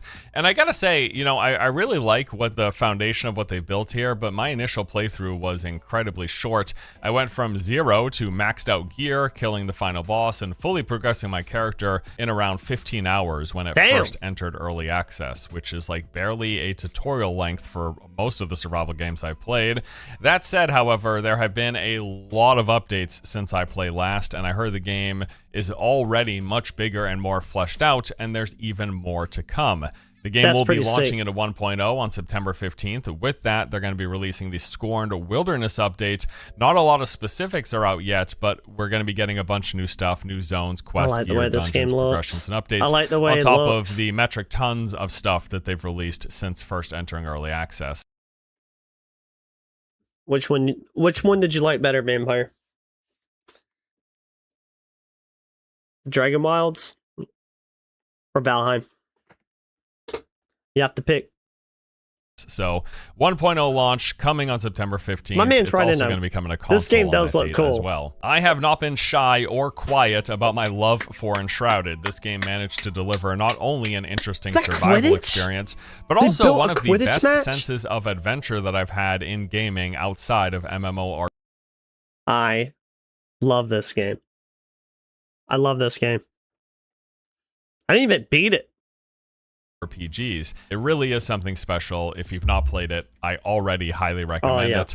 And they've got 1.0 releasing planned for October 15th. All the 1.0s are coming out in October, September. A few months ago. This update will include some more combat improvements aimed at increasing tactical depth, smarter enemy behavior, better balancing, and increased enemy variety. There will be a whole bunch of new content, new locations, enemies, and challenges. The next iteration of adventure sharing. Alright, so you like Dragon Wilds because the building in Valheim makes the castles harder. Okay. Okay. Dude, I'm telling you, Enshrouded, though? I'm going Enshrouded. Another path Going of Enshrouded. optimization, although last time I played the game it was already pretty well optimized, running really smoothly. And then the 1.0 launch is also going to see the game come into consoles, which is pretty huge if you've been waiting for that. Yeah, man, Enshrouded, it is already one of my all-time favorite survival games, and it just keeps getting better. Looking forward to 1.0 and playing through all of the game, plus some new stuff once again. Another game I've already had an amazing time with has been When I'm not doing Guild Wars 2, I do survival games. Art was really your first. I have a friend, he was trying to get me to do art for a while, and I was just like, doesn't look like my thing. And I feel so bad. Because, I had so much fun with Enshrouded. No Rest for the Wicked, easily the closest we've got so far to an isometric Souls-like, not only in terms of its combat feel, but also the atmosphere and level design are both similarly. I played this game when it first came out. Really fun. It was actually pretty hard. It was actually pretty hard. And it sucked too because none of my friends wanted to play it, and I just kind of played as much as I did solo. But I can see if you have like a squad, if you have a squad of like 3 to 4 people, this game is really fun. Fantastic. This game has been a joy to experience, and there's yet more to come. They plan to launch into 1.0 this October. Another no exact 1.0 day has been announced, but in October, with a bunch of new content and features. 1.0 will bring massive expansions to the core experience, adding over 60 hours of new content, a new horde mode, new powerful weapons, bosses and enemies, new areas, and a completely reimagined class system. According to their recent blog post, some details include, we got sprawling new areas with over 15 handcrafted regions filled with secrets, terrifying bosses, and intricate pathways.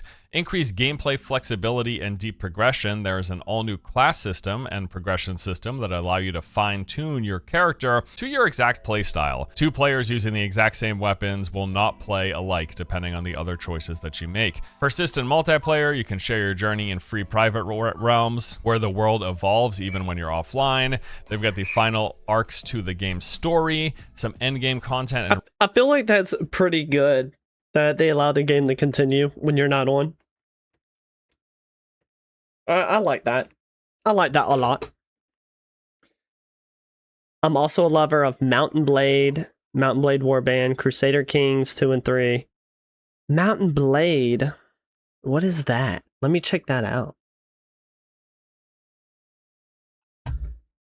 Oh, dude. Mistfall Hunter. I don't know if you were here, Vampire, when I was looking at this. This is coming out next week. I'm playing it. I'm playing it.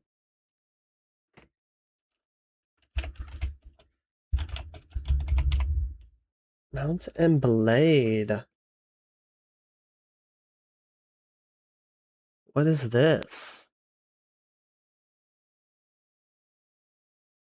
When did this come out? 2008? Holy... 2008?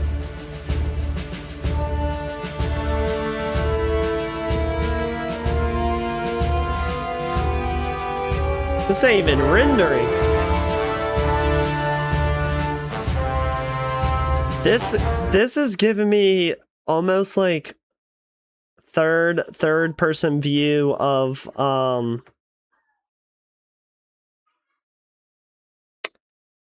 God, what's the game that just came out? God, where you're like the Dutch guy, like the blacksmith's son, but really you're like the heir to the kingdom, kingdom and deliverance. Kingdom and Deliverance, is that it? Yeah. Oh, I thought it was going to the lake. Boom!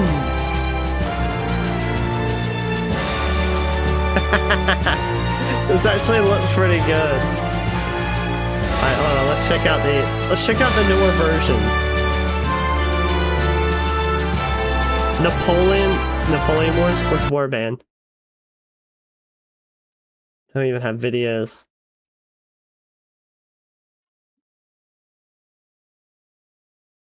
It's just a sequel, essentially. What's this one? Viking Conquest? They got a Viking version?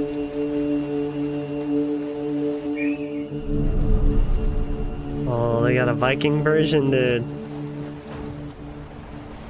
Can we take over England?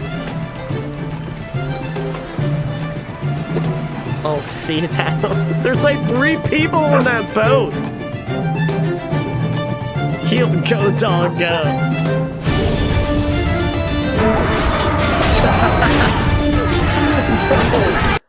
Hold on. That dude. What's up with his arm? Alright. Bro, maybe it's because they're on the hill, but they just look so ridiculous, like ridiculously bigger than the Celts or English or whoever this is supposed to be.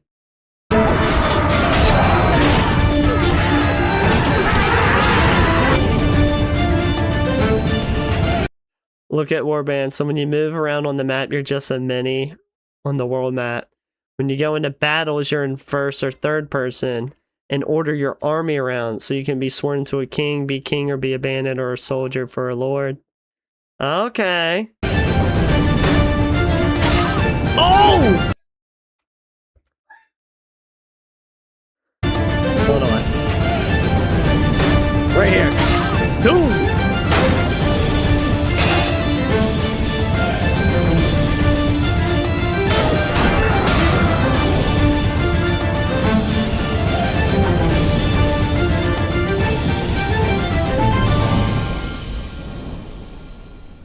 Hey, the Viking one look. What the hell?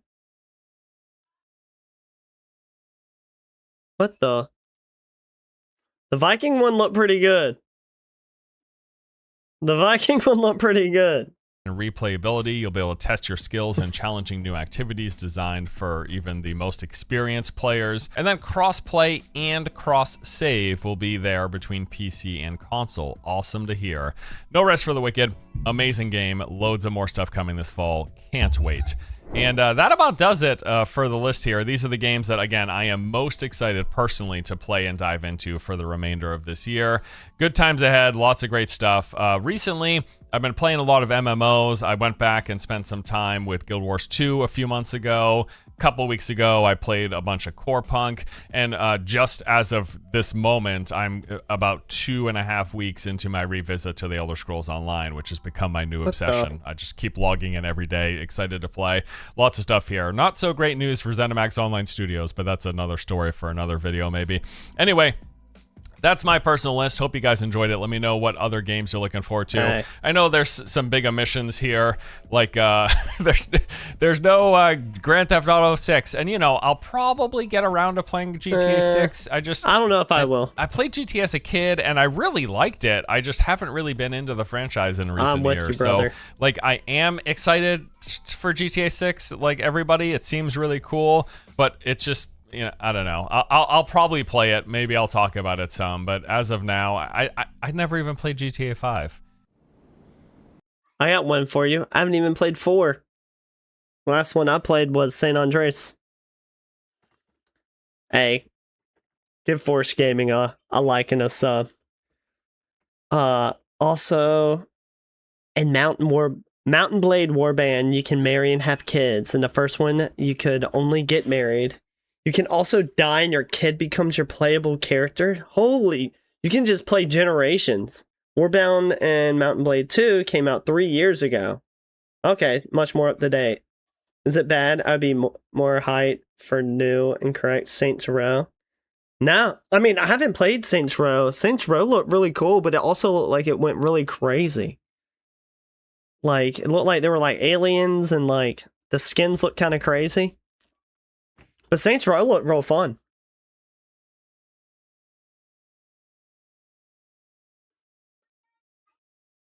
Alright. We watched our videos for the day.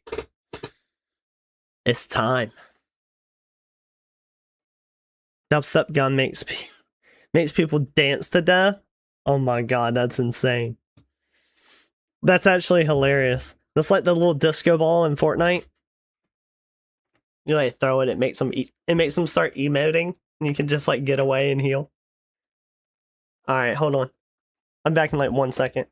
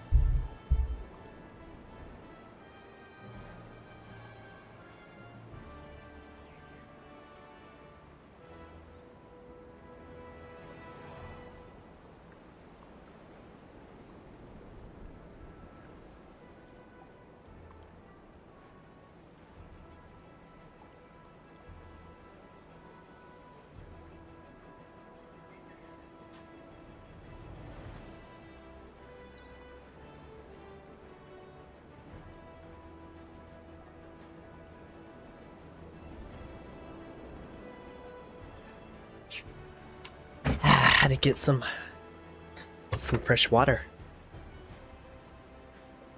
Nom nom nom nom nom nom. Okay, it's time. We enter our first expansion. The Heart of Thorns.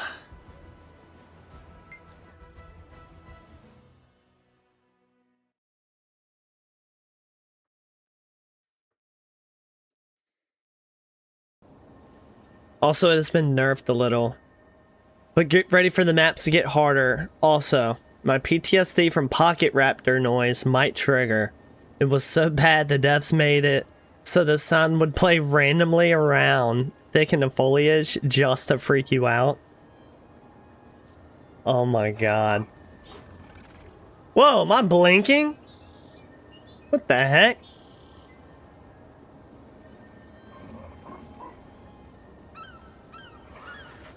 I'm frozen?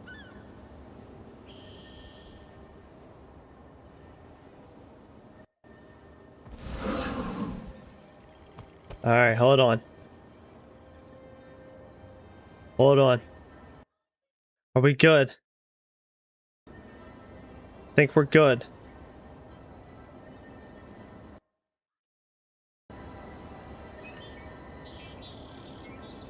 Alright. Oh, what's new?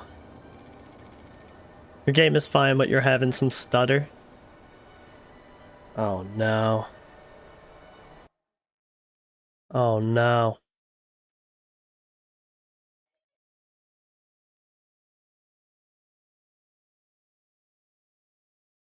Let me see. Hold on, guys. Hold on.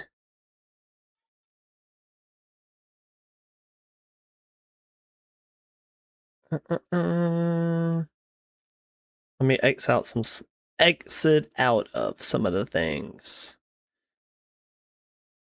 See, I think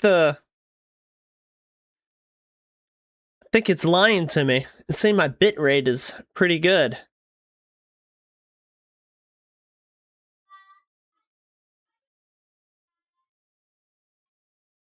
Yeah, I saw on my OBS, my camera was like glitching in and out, and it was like freaking me out.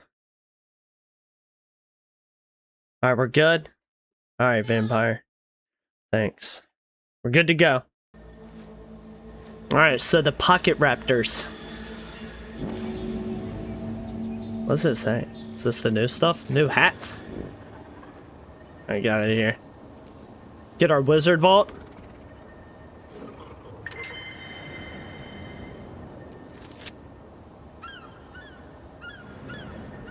Take that.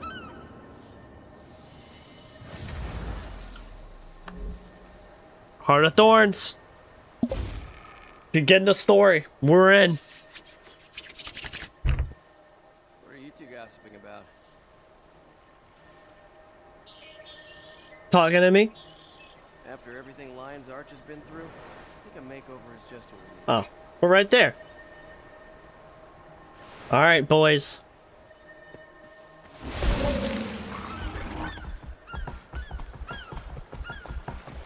I'm excited. And then plus, like now the hero points are worth more, or the little hero point things are worth more, right? They're like worth 10 each. And we can get our build a little further in.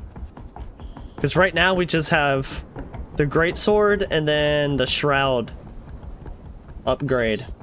And that's it. I'm also debating, do we leave the minion build? Minion build has been good to me. And I'm almost a little sentimental. Yeah, sentimental towards them. You know? Us and our minions have been... We've been through a lot together. I don't know if I can leave them behind just yet.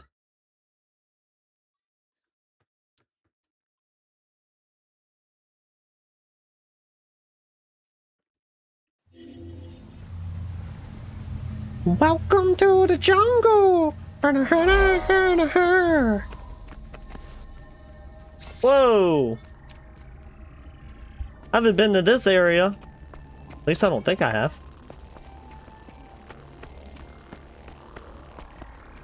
It's like we're in the future, man. But yes, a Pocket Raptor pack could kill a level 80 in 2 attacks. When Heart of Thorns came out, if you were not ready, as most people ran Zerker gear, it gives you lowest HP gain out of all stats, are for damage, so glass cannon build, and devs punished you in the first 5 minutes of exploring the open world for it. Also, we called the devs soft and not able to make hard content, and they slapped us in the next year with Heart of Thorns. Yeah, so that's one thing I really don't get, because I feel like because I only played like Wild Dragonflight, and what I noticed on that, it was like the open world content was super like easy, and I was like, all right, I got the gist of this. But then once I started getting in mythic dungeons and trying to do a raid and stuff like that, the skill drop off was insane. So I just feel like in general, open world content, I gave up on that. I don't think you should really expect it to be hard, in my humble opinion. I feel like it should just be like, hey, you know, you're just running around playing the game. Just run around playing the game. And then when you want to do a dungeon or something, we up the ante. But I think they should make certain things a little harder. Slow down on the skill drop off. Well, this area is pretty cool. Very Aztec-y. Where we gotta go? Holy shit. Alright, we're entering it. We're entering it, boys. Damn, we got a ways to go. Heart of Thorns has some of... or Heart of Thorns. I was about to say Game of Thrones. Heart of Thorns has some of the coolest meta events to this day, really. My friend, Guild Wars 2 is about to change your mind on what open world is. Also, you didn't do Living World Season 2, did you? No, I didn't. No, I didn't. Welcome to Metrica Province. You'll find private laboratories all over where our crews work on dangerous research. And we pay the price for excellence. It's not gonna, like, screw me too bad, is it?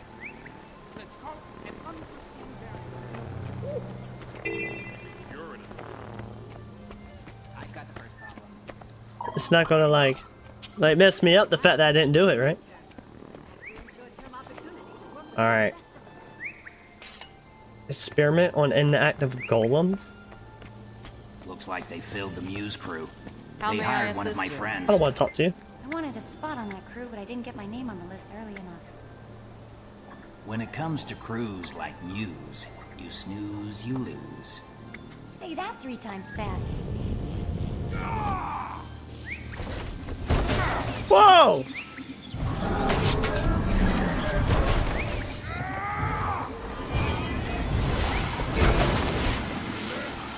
Alright, he's good. He's good, guys. Don't worry about this guy.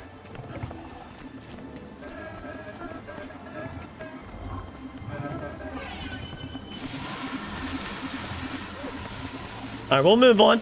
We'll move on. Oh, yeah.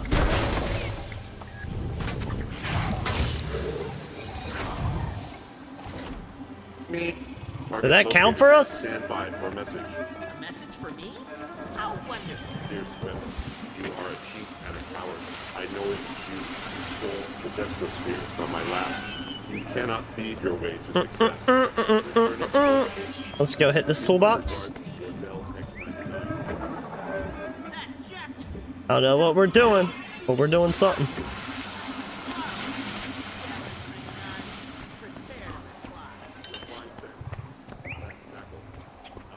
Oh, we got jungle boars. We'll knock these out real quick. Alright, we gotta recap. Recap. Some people who live in the sky crashed.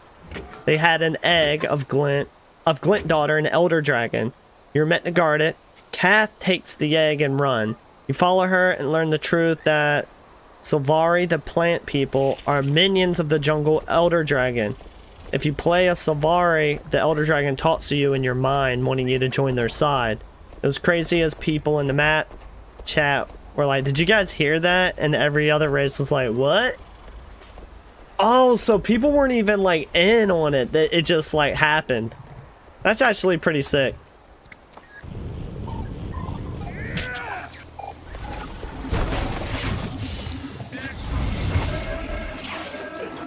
That's actually pretty cool they did that. Yeah, I started... What I thought at first was, What I thought at first was just, like, a lore video. I wanted, like, a Guild Wars 1 lore. But they were just... It was just Guild Wars... It was everything, and I got to the point of living... Once I entered Heart of Thorns, I was like, oh shit, I don't want to spoil. So I stopped. But yeah, I saw that, I saw the whole thing about Living World Seasons 2.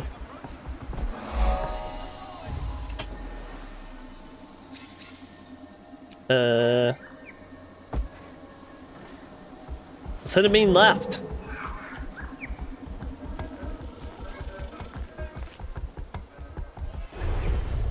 Yep. Oh, we got copper ore? Mine this bad boy. What is that? A salmon? Ooh!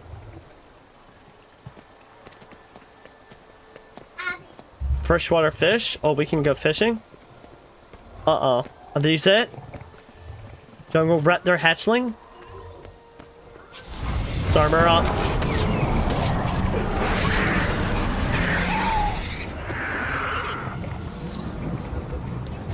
Armored up. These raptors are nothing.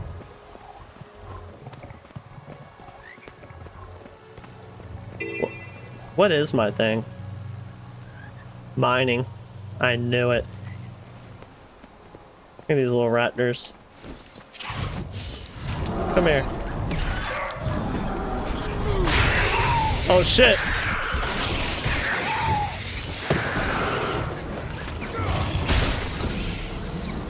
Okay, we're good. Whoa, Megatar. Alright, find a disrupt nearby. Yeah. So that's that. Turn it off. We just beat the shit out of the gate. What's in here? Let's go in. Danger sign? Alright, you're off. Well, we got some more copper ore. Get some copper ore, you know? No big deal. Oh, snap. Where'd that golem come from? Get out of here, nerd.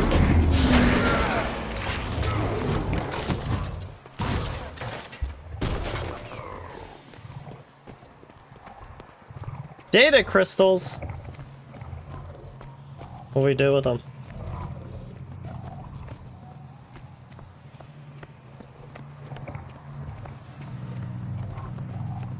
You're just taking them. Come here, nerd. These people are weak. Alright, let's go.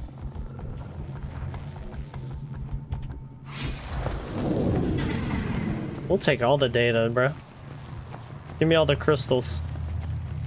I want them all. Alright, you need to explain Glint. She was an evil dragon like the Shatter world boss, but was purified. Oh, that was the egg, right? But then she became a type of prophet. She was in Guild Wars 1. She died trying to help the Destinies. Edge Logan, Retlock, and the gang kill her father. Her father is the Crystal Elder Dragon, Gladiatoric, the dragon who put the big purple scar down the right side of the map just by flying over. Yeah, that was the whole thing on them trying to steal the egg, right? Oh, we got a hero point. We're in there. We're in there, baby. Money. Give me that. Focus on the odd frequency. Let's go.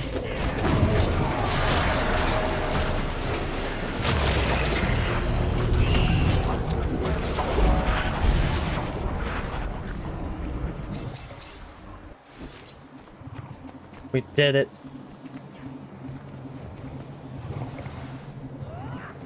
Wait, yeah, I earned that bitch. Almost got me. Almost got me.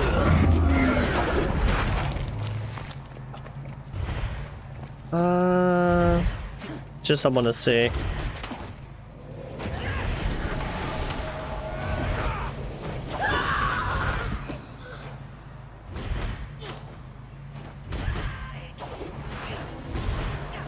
Your soul is mine. Gain life force. We're going to need that one. Where the hell's that coming from? Oh, is that just standing in a mechanic? The heck do I get out of here? We trapped? Yeah, let's get out of here. Let's get out of here.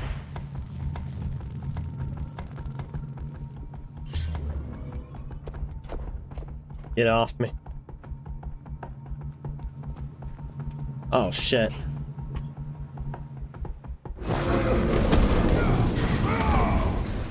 Break this gate down.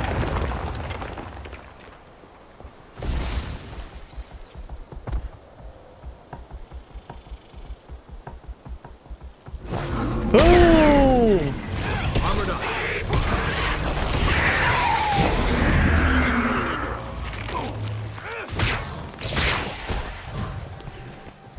Oh shit, there's actual raptors now. Alright, let's see what these guys are made of.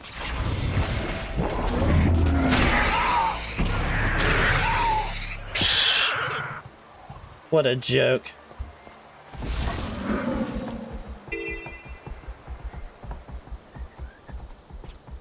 So, like, that's the part of the story also that in Living World Season 2, or I guess in between, because it happens, Ritlock goes and dives after his sword, and then he has to fight that one god, and then that's when he comes back kind of evil, right? And his sword's like on fire. Yes, also the Sky People are having their seasonal event next month called the Season of 4 Winds. Fun fact, Living World Season 2, there was an election for a new Pirate King. One was Kyle, a Lion Guard who you helped out in Living World Season 1. You had Nashburn, he is the owner of TP. Yes, in lore and in the world, TP is real for all the NPCs to use. Come on, toilet paper?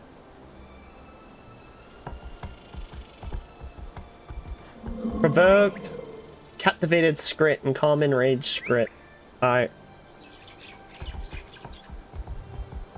What's Scrit? The hell's Scrit?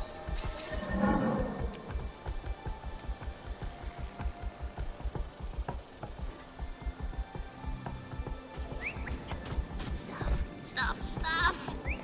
Oh, there's a Scrit.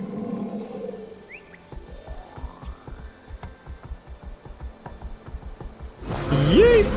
Let's talk to this guy. There's some very interesting research going on in the Aqua. Clear out this map. Dr. Blint, as he insists on being called, has Dr. been distilling this is drink from we gotta go in oozes, there. much We to the gotta go in chagrin there. of local peacemakers. Fruda specifically is investigating Blint's suspect practices. It's like a main hub. Also, Parna has been Oh, I see a reconstructing hero gate point. that she thinks will give access to an ancient transfer chamber. Alright. Oh, what's that? What that? Where'd that hero point go? This way? Alright, we about to backtrack, boys. Oh, trading post. Oops. My bad. Also, fun fact, the players got to vote in-game for who won. It was a landslide for Kyle. She won over Nashburn, much to the dev shot. There are even YouTube videos like a real election campaign? Alright, hold on. We gotta check that out.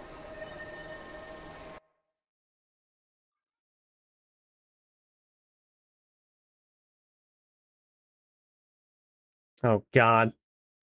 My internet's being special ed. It's being slow.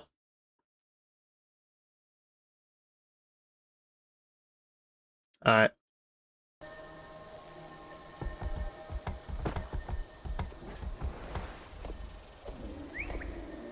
Oh, gotta go the opposite way.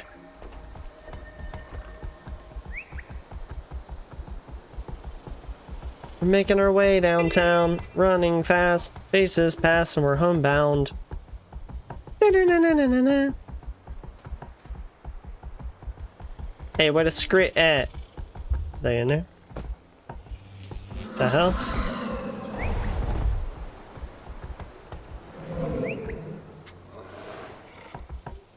This way, right? Oh yeah, this is the way. This is the way. Oh, we don't care about no spooters. Get out of here.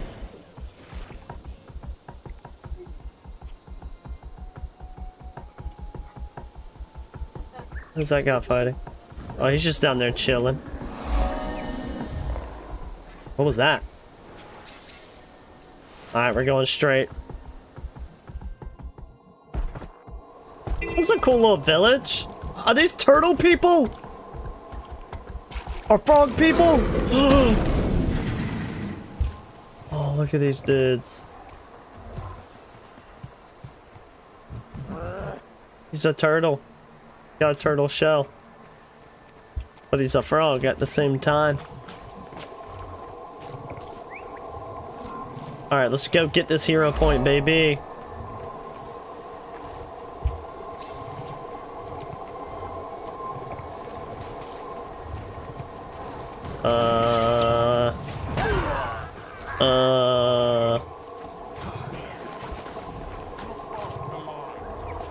Oh, it's right there. My game's even being a little slow.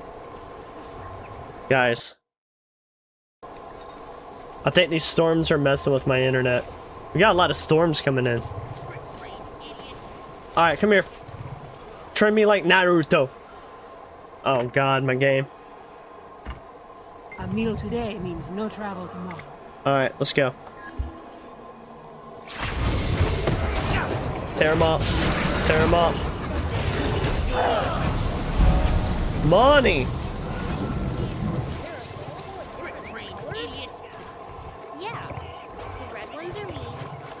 Defeat Inquest, neutralize poisonous ample. What's that?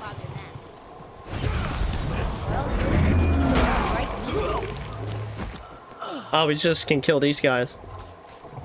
Kill. Alright, hold on. Alright. Hopefully it loads. Oh god.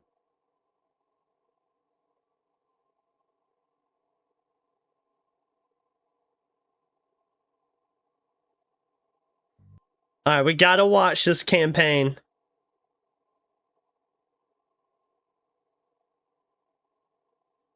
In a dark corner of Tyria. Mr. Nashblade, your breakfast is ready. Mr. Nashblade, I have your breakfast for one.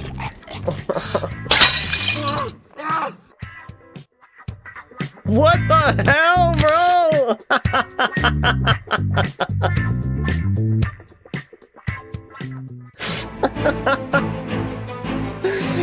The kill for counts. Don't let government and business lie together. Oh, God, that was good. That was freaking good, dude. Oh, you said not that one?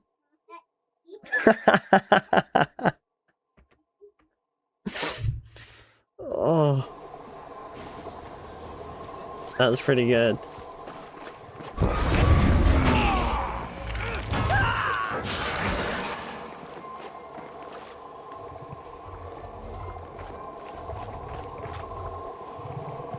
I'm going to tell you guys. I got.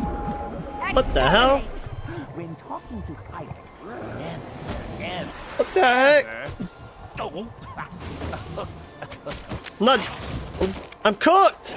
I'm not attacking.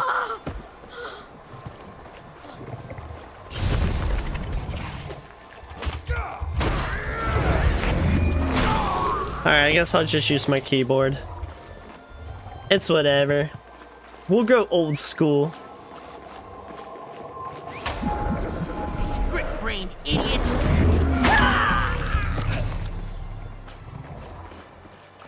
If we're going old school, I need to hit up the legacy movement. I can't do WASD and do old school. Or new school movement. Script-brained idiot! What is happening?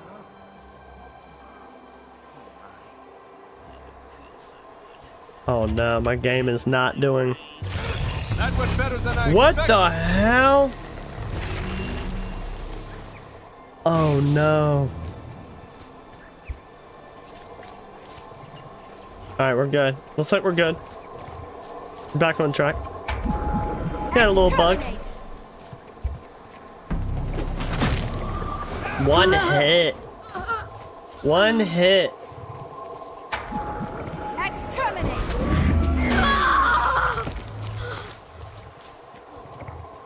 So this is like a starting area level of people.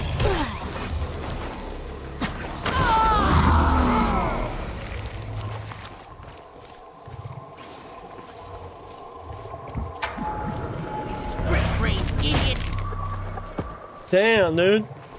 I don't know what script is, but that don't sound good.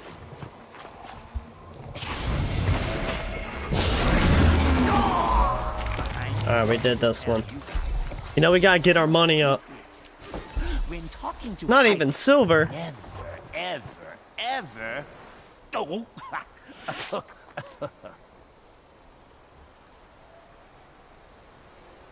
Alright, we gotta get back up here.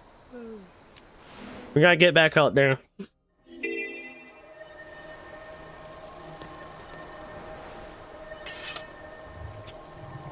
Oh shit, I chose the wrong one.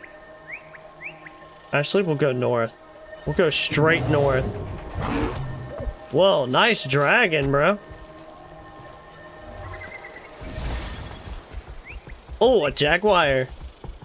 That's pretty neat. Oh, we got some copper. Or some ore. I saw it.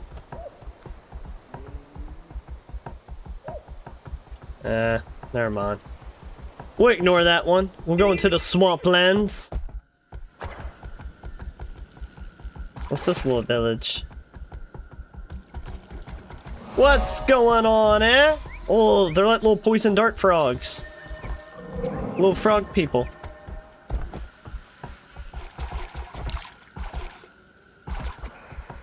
Alright.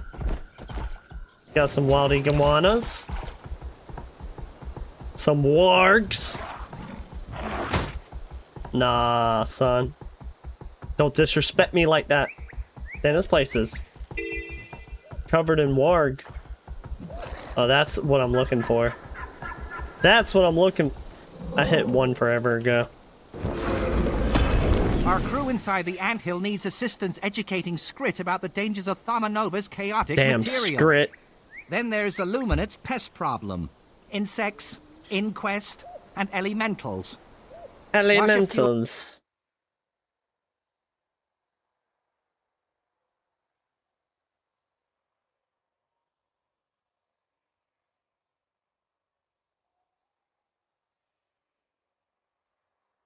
Alright, we good. I believe we're good. Okay, now I see your stuff coming back. I don't know how old. You said, okay, this one. Also, there's a whole web page. The two offered stuff like real politicians to the players that if they won, we really would get that, and the devs had to make it happen. So the devs did make it happen?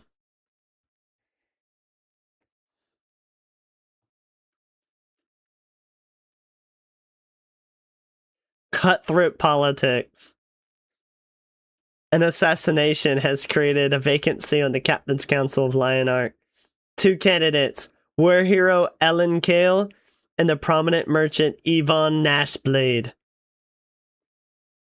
Both want to occupy that empty seat, but but they can't do it without your support. Oh my gosh. How long ago was this?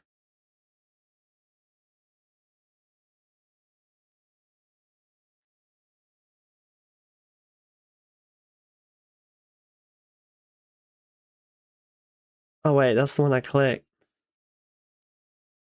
2013. Oh my, banker golems, armor skins, support packs. Oh dude, and they actually did it? Top of the year 2013. That's pretty awesome, bro.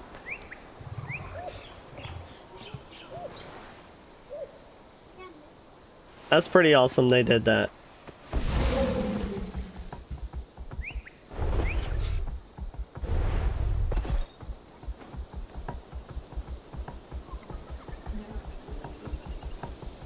Oh yeah, we got a travel point. Oh yeah. Alright, we'll hit this. We'll hit this. We also got a fractal out of it? Bro. Hey, they weren't messing around, huh?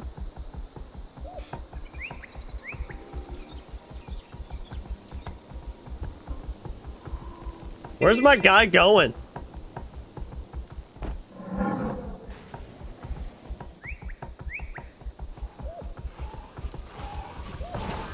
Check it out. What y'all got?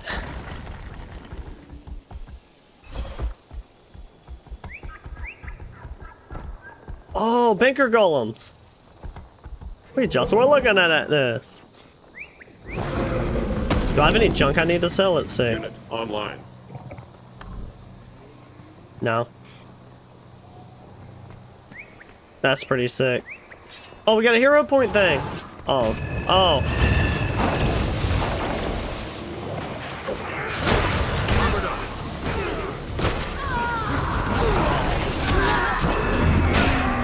Bring it!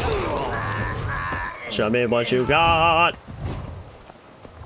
Alright, I think the hero thing is underneath.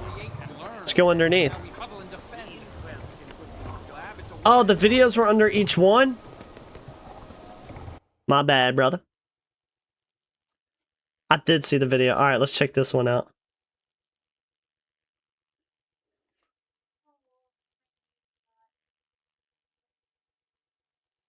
NC Soft, ArenaNet. Ellen Keel claims she knows what's best for the citizens of Lion's Arch. But where's she been for the past 3 months? Relaxing on the beach. Evan Nashblade has been living right here in Lion's Arch for years, through good times and bad. A true char of the people. Ellen Keel. Out of town, out of touch. I am Evan Nashblade, and this message is acceptable to me.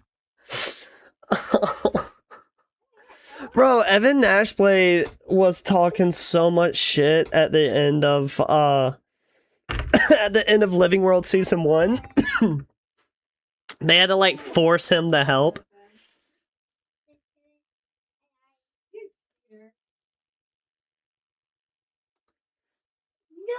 Alright, let's see the Keel one.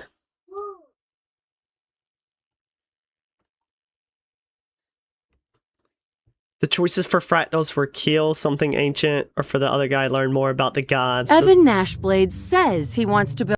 This is why the devs thought he would win, as we would only get one of them to ever make it real. See Nashblade walking in LA, by the way. Build a better Lion's Arch. but can we trust him? During the recent scandal at South Sun Cove, Nashblade sold items from the consortium in the Black Lion Trading Company. The fact is, Nashblade has had a cozy relationship with the consortium from the beginning. Evan Nashblade, it's Lion's Arch first in his political speeches, but consortium items on his store shelves. We have too much at stake to trust him. He's a scaredy Paid for by cat. Concerned Mariners for Commerce. I'm Ellen Keel, and I approve this message. Oh, dude, they went all out. They put it on Twitter, too. That man was in some, he was like a classic politician, dude. He was making that personal profit.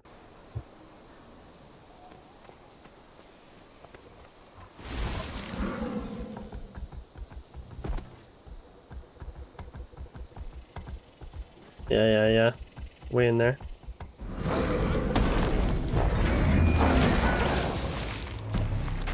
Oh!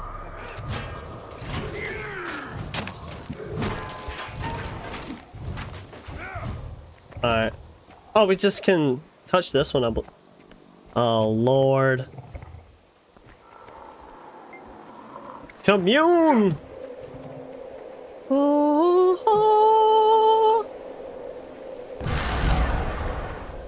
We in there. We in there. We're getting them all. Catching them all like Pokemons. That reminds me, dude. I gotta pre-order the Pal World cards. So Nashblade killed his warband later and told the rest of his warband to fall in line or you're next. You can be rich with me.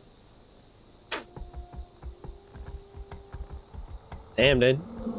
He's pretty savage.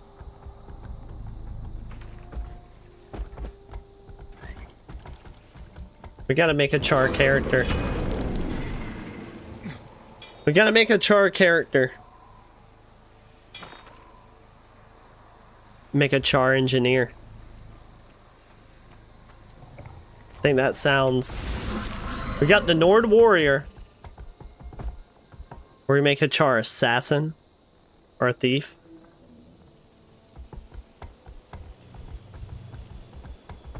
What is this doing, bro? We'll just do mouse mode.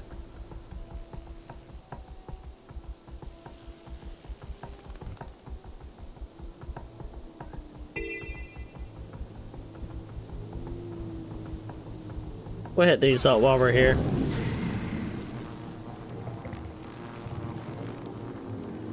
Energy distortion. Sweet, we helped. Oh no!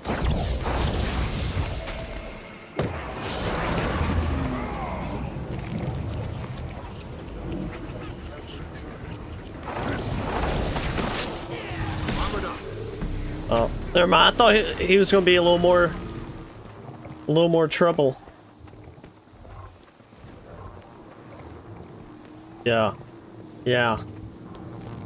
Come on. Keep it coming. Zero tolerance.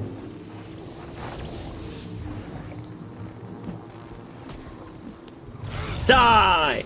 Die! Oh, that was fast. Okay.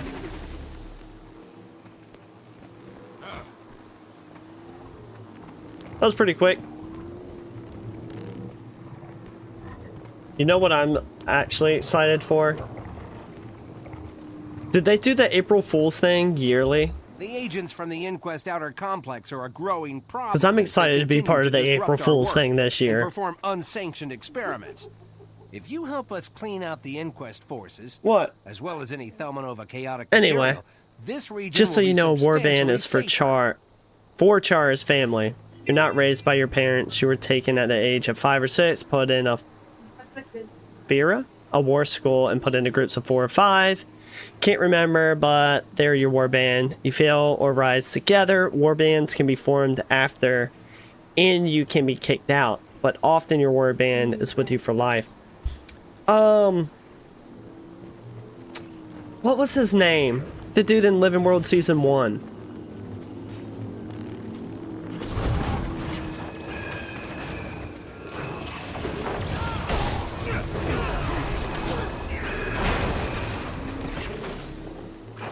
He won't in a warband.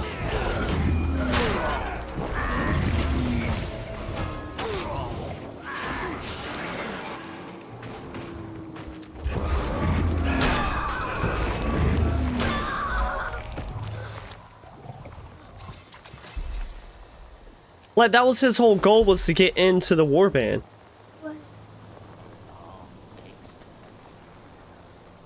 Dude, what is the game doing?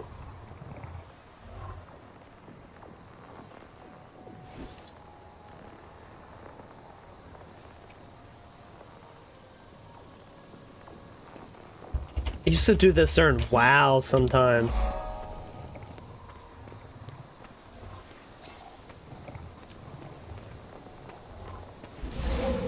Alright, let's get this fast travel real fast. Dude, I look stuck. Am I stuck?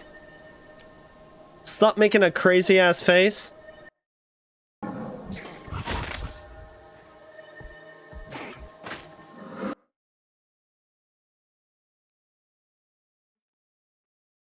Oh no.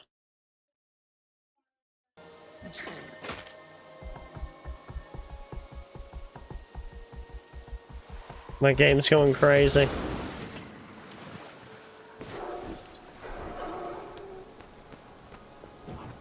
Let's get our raptor out. Whoa, what are these things?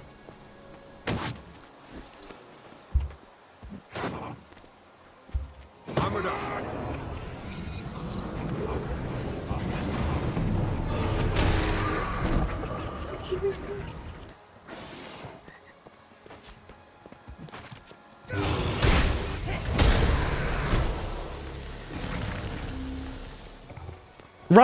Rocks. Yeah. Her warband died mining shaft collapse. Okay, I missed that one.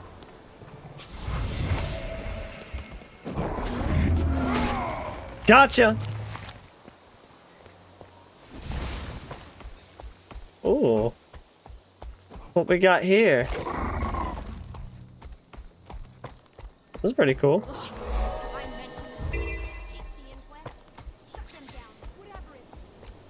Chaotic material.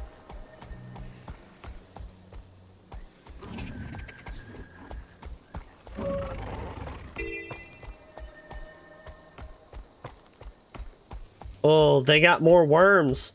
They got jungle worms.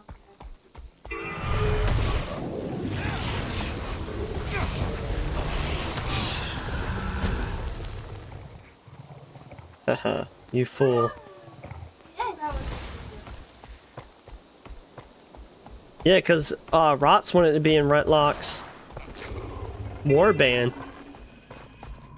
And he was like, you gotta kill Scarlet if you want to be here.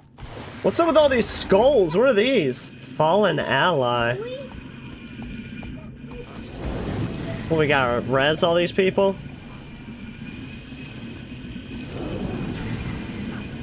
Hey! GG's. What the heck did you bring over to me? Take a shard.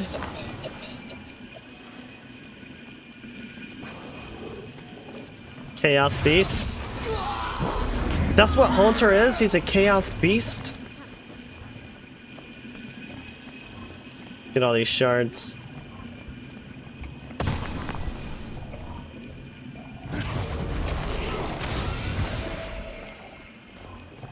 We gotta help the clean crew. That... Oh no. Oh no.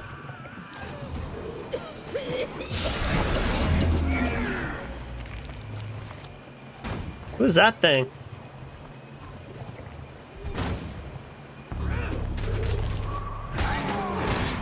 It's a Minotaur, dude. At least the Minotaurs are better than the Centaurs. Get off! I'm hitting one!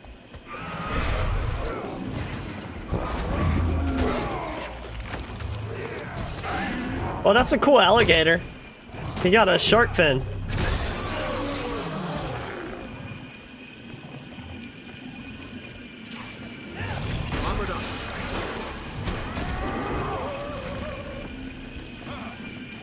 Whoa!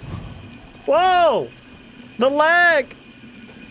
She wants in Retlock's warband because, well, you often don't live long working for him, as he has to take on really hard, so also his flaming sword. Yeah, that sword is from the Human Kingdom in Guild Wars 1, the son of the king who went mad. You fight him in your first dungeon. Retlock has the flaming sword of the prince. You can also get the sword skin by playing Guild Wars 1, and you have it. So if I play Guild Wars Reforged, that's the same essentially as Guild Wars 1, right?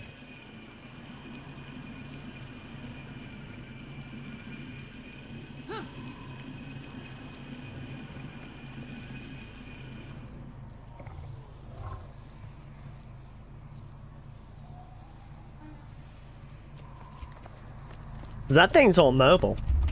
I'll freaking play some Reforge on my down. Is that a big turd? Oh no, those are rocks.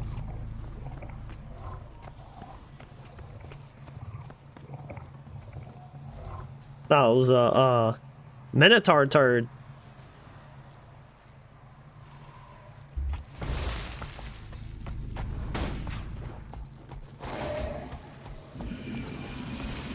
Go this way.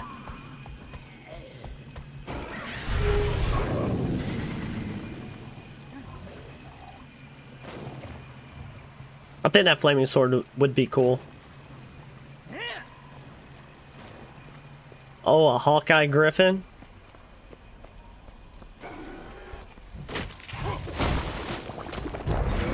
Oh, we just covered him in Dookie. The Dookie attack.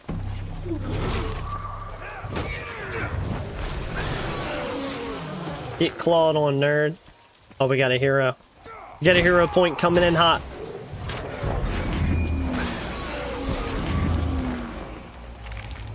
Coming in hot.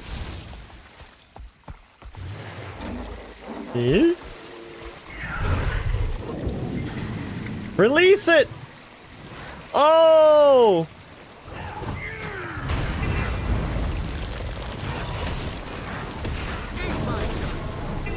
Spin to win!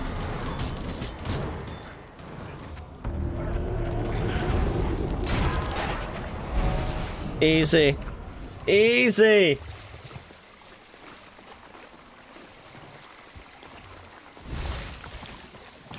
Welcome to the jungle. How the hell the hell? And yes, by using the same account as Guild Wars 2, you can gain stuff in Guild Wars. So Guild Wars 1, Guild Wars 2. However, you will need to snag Eye of the North for Hall of Monuments. They are down a Hall of Monuments for Guild Wars 2 and Guild Wars 3. So playing Guild Wars 2 gets you stuff for Guild Wars 3, like skins and armor, weapons, ranger posts, and titles. I think that's pretty awesome. And it not only incentivizes you to play like the other games, I also think it's better that each game is different. Like, you get different things out of each game. And they allow you to carry over the stuff that you earn from the other games. Oh, what's that? I want to fight it. Come on. We got something. We got something, boys. Ah! Spin! Spin!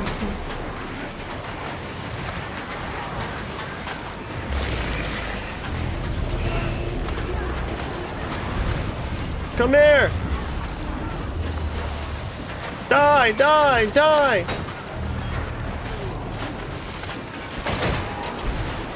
Die! Die!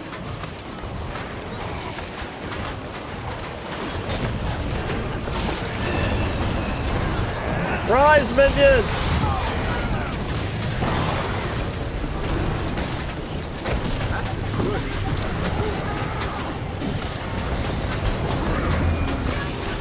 Oh, dude. What is this guy doing out here? What is this guy doing out here? Spear him? Spear him? Oh, he's 50%. He's cooked.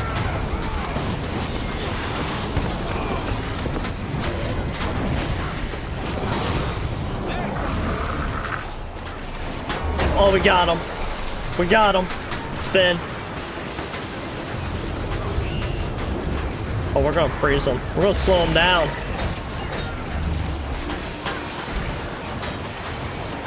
We got the big scythe, baby. Die. Die.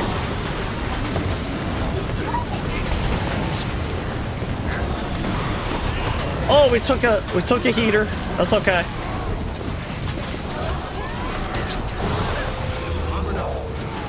Armored up.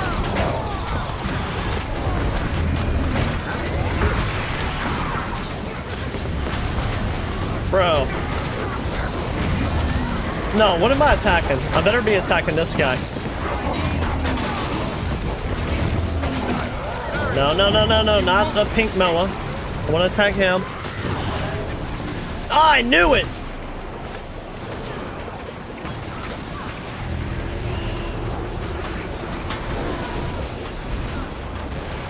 Attack the balls!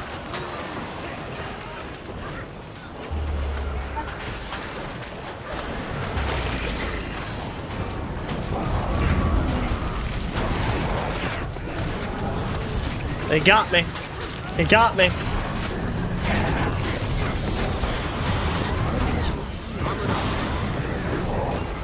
Oh. Oh. I got.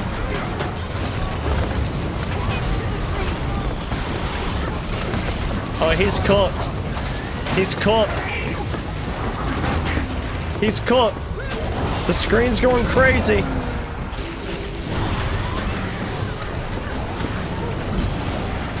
The screen's going crazy.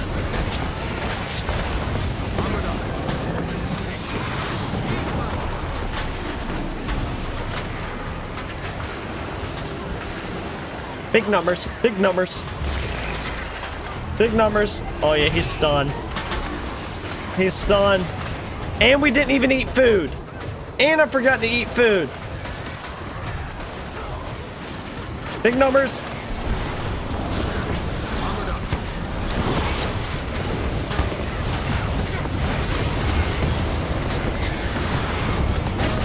He's done. He's done. He's done. We did it. Oh, Lord Vampire! I didn't even see your invite. I was so locked in. I was so locked in.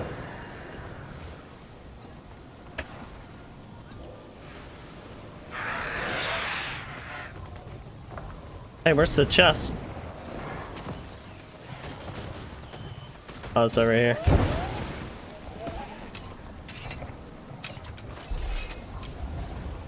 Rare! We in here, Vamps? That's a... Yeah, that was the Fractal boss that was with the Minotaur boss. This is part of the new open world Fractal incursion. Bosses from Fractals have started entering our world now. I think you can still do it, but you can get a free pair of legendary gloves following the achievement requirements, but this does take some time. Oh, I got agony infusions from that. Oh. Ooh. It's actually a pretty good one. It's actually a pretty good one, guys. Need to eat our food. Where's my food? Fruitcake.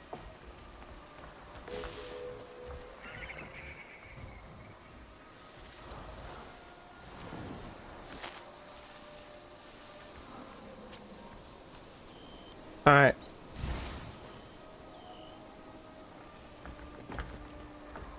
Welcome to the jungle!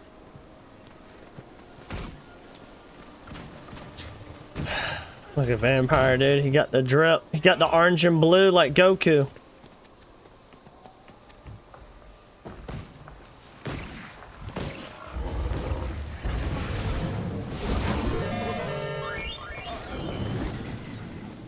Oh, dude, we're in the 8-bit turtle. We're in the 8-bit turtle. Uh-oh, where are we going? Going to an event?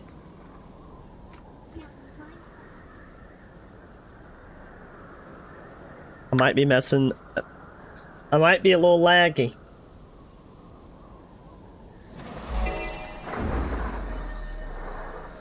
I might be a little laggy.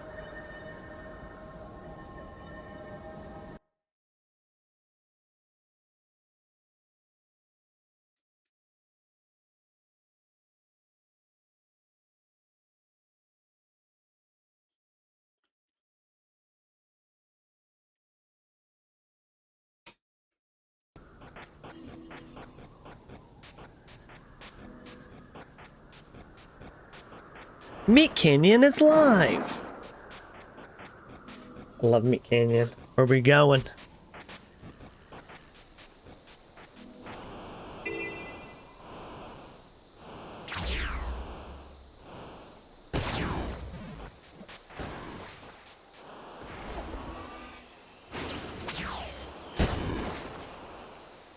Hopping over all the gates. Seems the waypoints are working again. That's... I haven't tried to use one either, huh? I can't when I remember how those vines... Why are you... Why was your guy hobbling like that? So the next two maps are from Living World Season 2. One is still a good gold farm. Okay.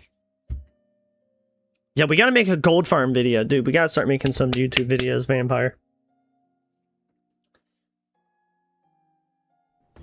We gotta build our guild up. Oh shit, this is pretty cool.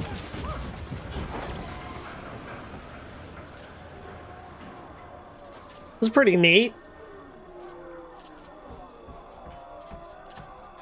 Dude, those blades he had were sick.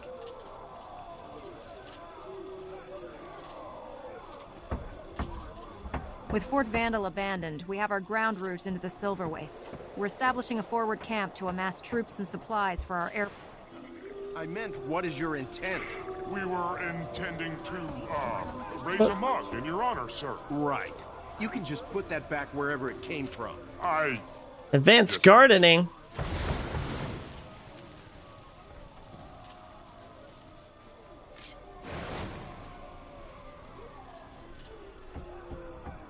Dun, dun, dun, dun, dun, dun.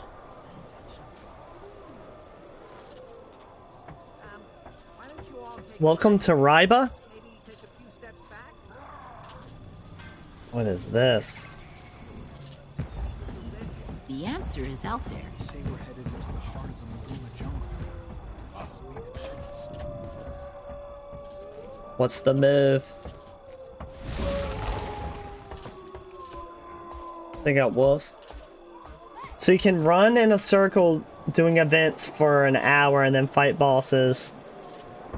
4 hours, then fight a bigger boss. Okay. That's pretty sick. Welcome to Camp Rizal. We're grateful for the cooperation Rizal. of the respective governments in the coming assault. Can't resolve. We ask that you stay on alert for the duration of your time here. We've already seen... If you're unsure of how to be of most use, find a ranking officer in one of our 3 orders, and they'll find you a task. Good But luck you're to you. and may Tyria prevail in the days ahead. What does that mean?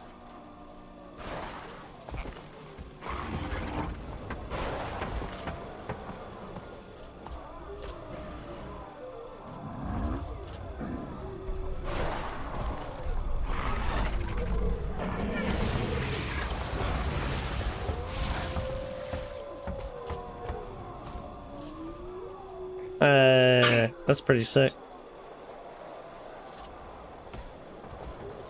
I need to get you to Heart of Thorns.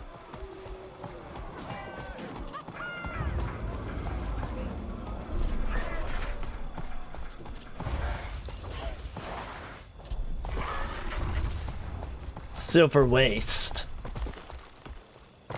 Oh, we got some cacti.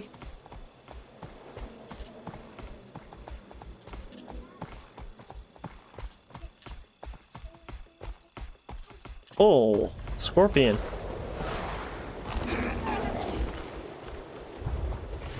Check this out. Alright, that's pretty cool. Coming. Woo. Woo. Whoa, these dudes are sick.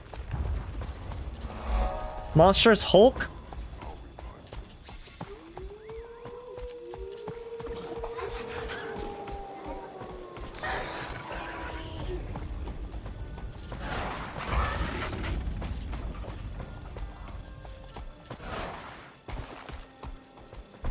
Oh, we got some ore.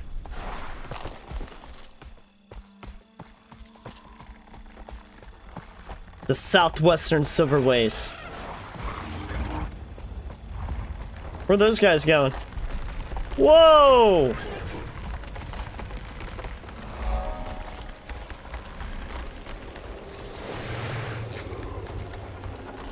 Is this literally the heart of Thorns?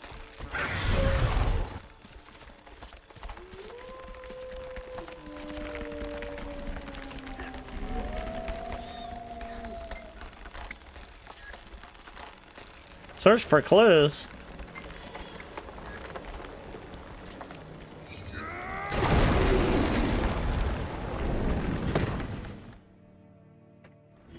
What the hell?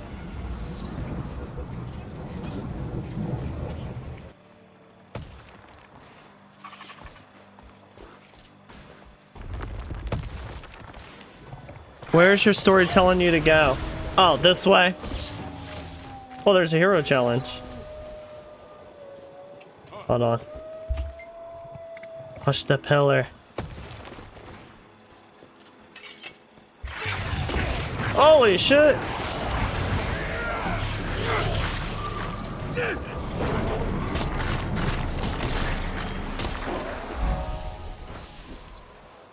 Yeah, take that.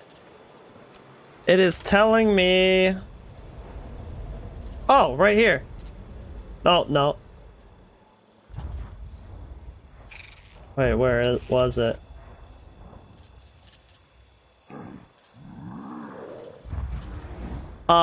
Red Rock Bastion in the Silver Waste. Yeah, Red Rock.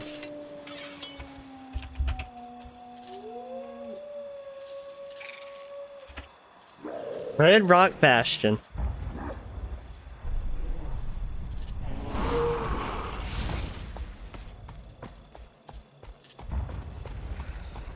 Guess this way?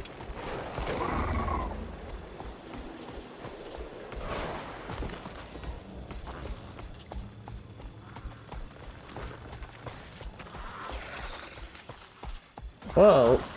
Some cool little enemies over here, dude.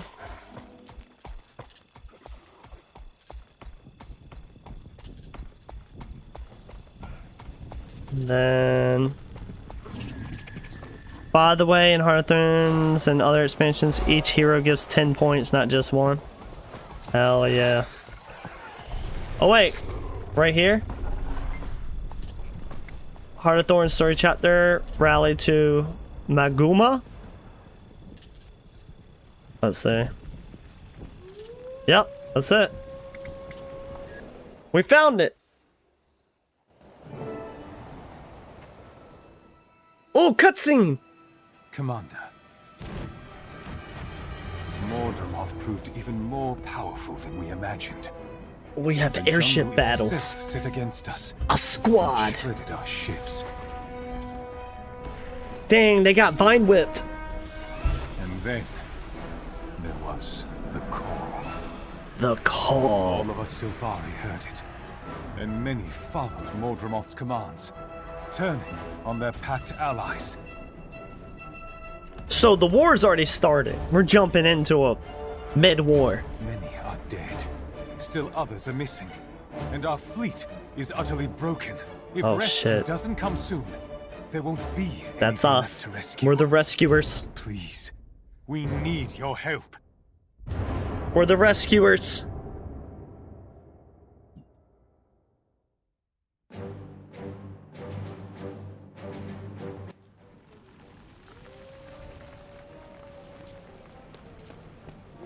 Commander on the field, Ten Hut. Good to Ten see you, Hut. Commander. Some of your associates are already in the field. They were eager to help. At ease, Tactician. Larenthir called for my assistance.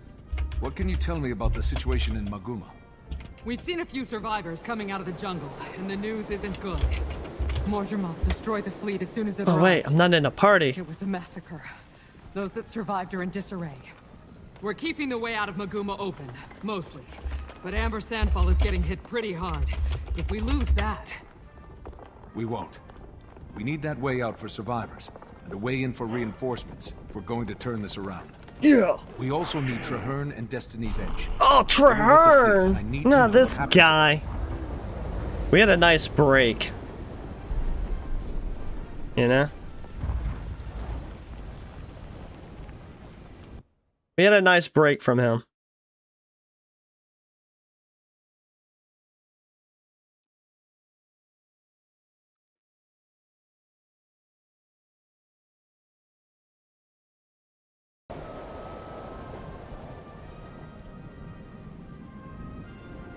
You are... P is party chat. Yeah, are we still technically in a party or are you just not here? Okay.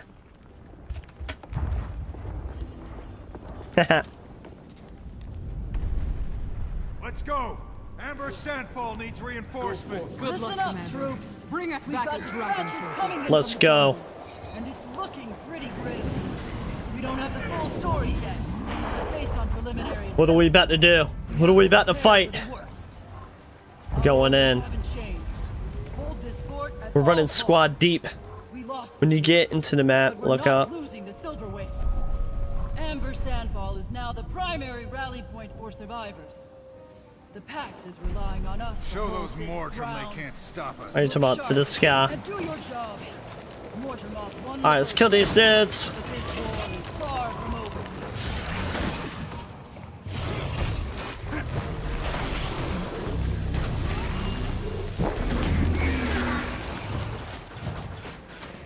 Look at these weak ass. Eat my dust. Yeah, we got a speed boost now, baby. Random ram. A hyena? Let's roll. I'm invisible. We're really wasting our time with scorpions? Get out of here. Come on. Bro, this lady's got just a gat. Show those Mordrim they can't stop us. my dust.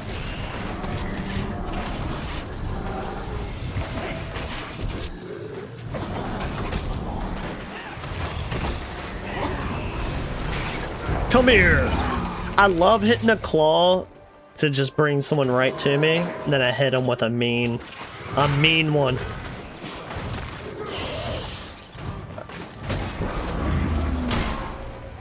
Let's roll. Do I need to clear the way? 'Cause these things are just still popping up.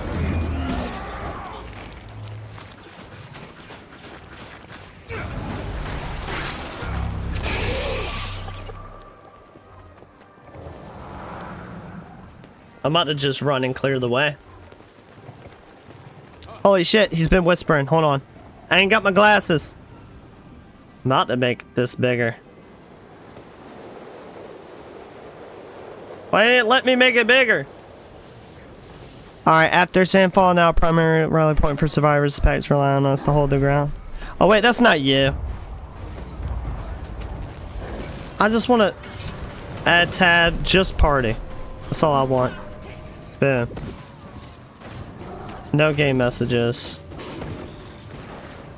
Alright, we're good. We're good.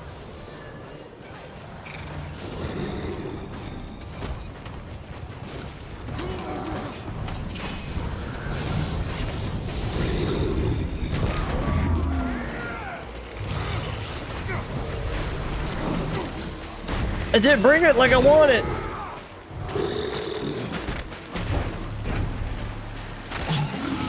They're dying so fast. I need to start. I need to get...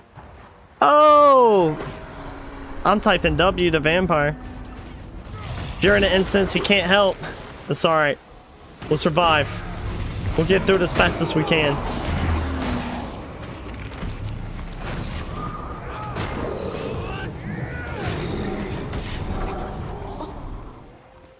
Whoa, look at that big thing. That's where we're moving to, I can tell. Already know. It's that thing looked like a demigorgon.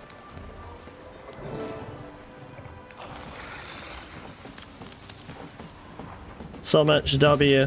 I gotta delete. We going up top. We going up top.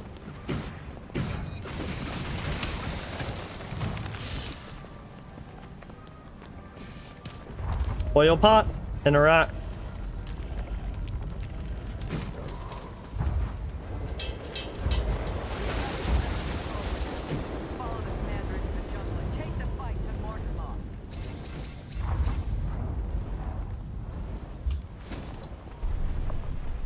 We going.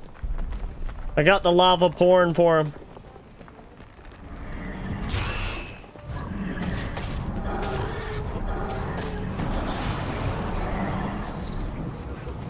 And that warhog can take a beating, bro.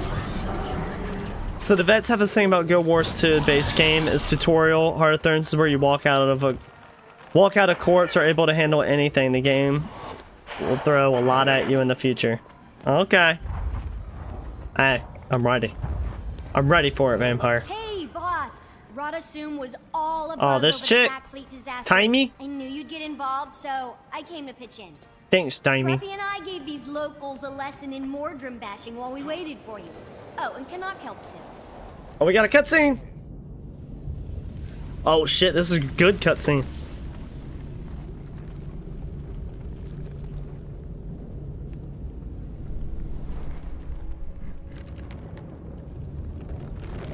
Oh, the vines. Crushing the land.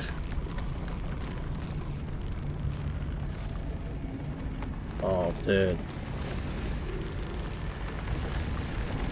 Oh, dude. It's an evil Groot. It's an evil Groot.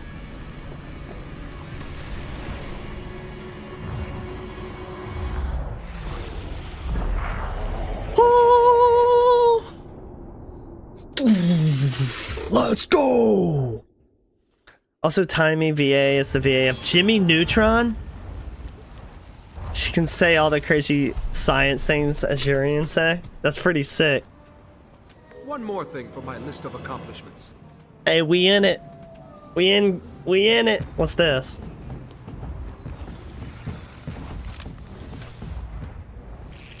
Okay, crafting.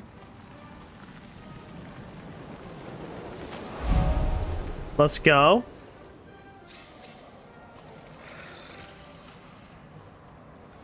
Oh, outside. Okay. Alright,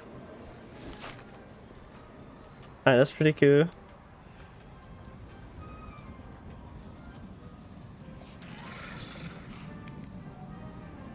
Dagger.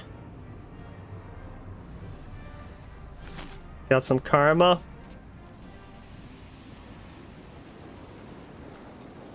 Probably need to go through this, but we ain't got time. We'll do that another day. Do that another day. We just gotta do.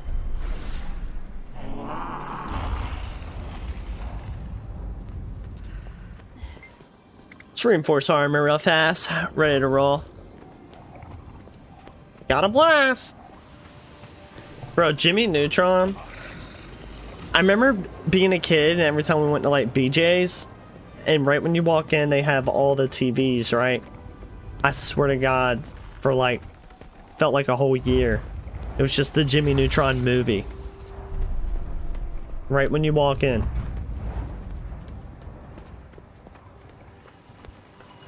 So the cool thing about the base game, it was just like all decay. And now we're reversing it. And this one's all about just overgrowth. Stay sharp, people. And then the next one, I'm gonna guess, to pick up the pieces. because that has something to do with fire, it's gonna just burn it all down. Damn. Speaking of burning it down, it's like the Lion King place. So much wreckage. Mama. was expecting carnage. But this...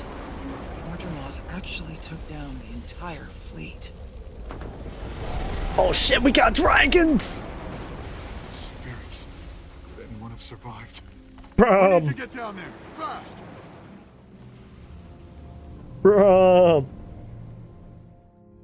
I see a camp. And a camp See, his legs not broke no more. Let's go. Bram, get... Bram, get back here. You idiot.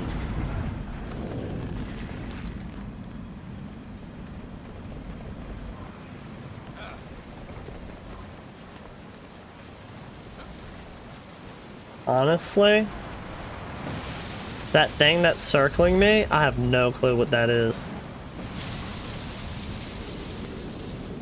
I'm Mayor Stagolkin's son. I want to know where she is. Bram!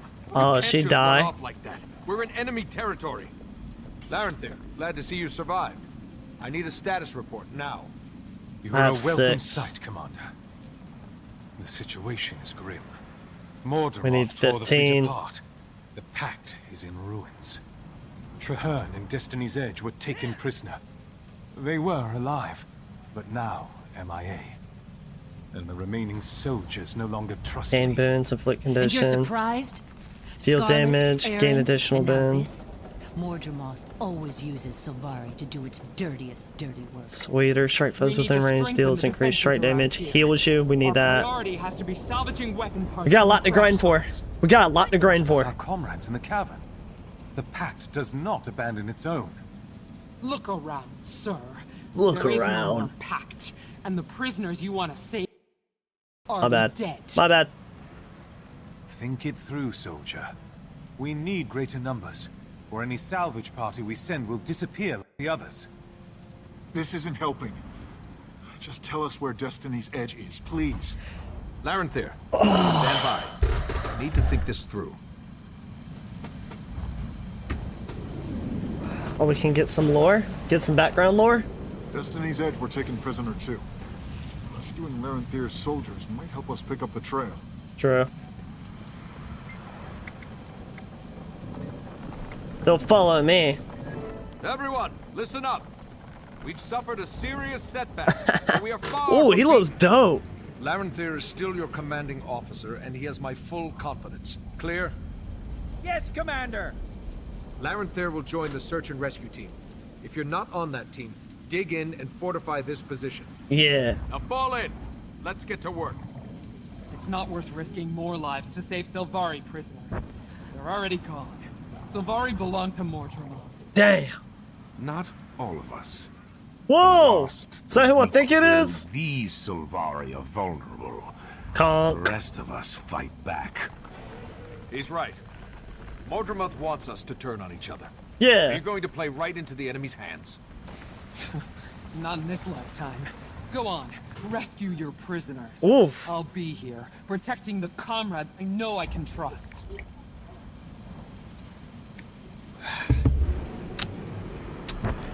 It's alright. I don't blame her. Wait. Don't look so worried, Bram.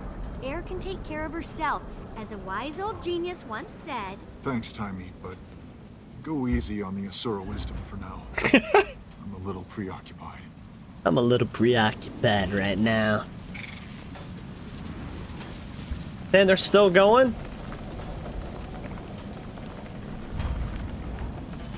Oh, in here, I see it. I see it.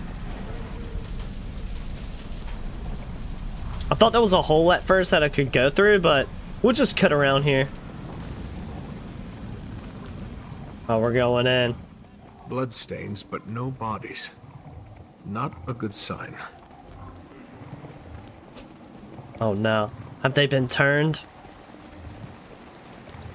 Stop them. Keep them away from the cages. Kick their ass! Yeah, nice try. We're up here. Up. Commander, did you hear that? It came from above us, at the top of those stairs. Let's go. The enemy keeps collecting corpses and prisoners. This is the first time we've had any sign of where they wind up. Uh-oh. We got jungle wieners.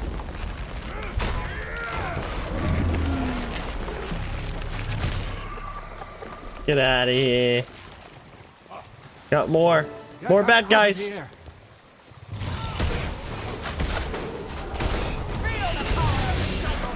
Nice try. Nice try. I knew someone would come for us. Thanks. Yeah, no problemo. Sorry I had to step away, but welcome to the Heart of Thorns. Buckle up for the ride. Oh, you're all good. I'm excited. Holy shit, we got more!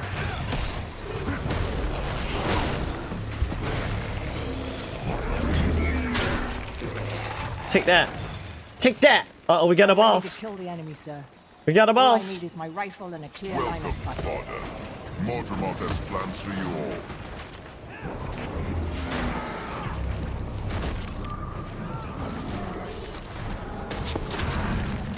There is no escape, Commander. You will all serve. Spin! Spin!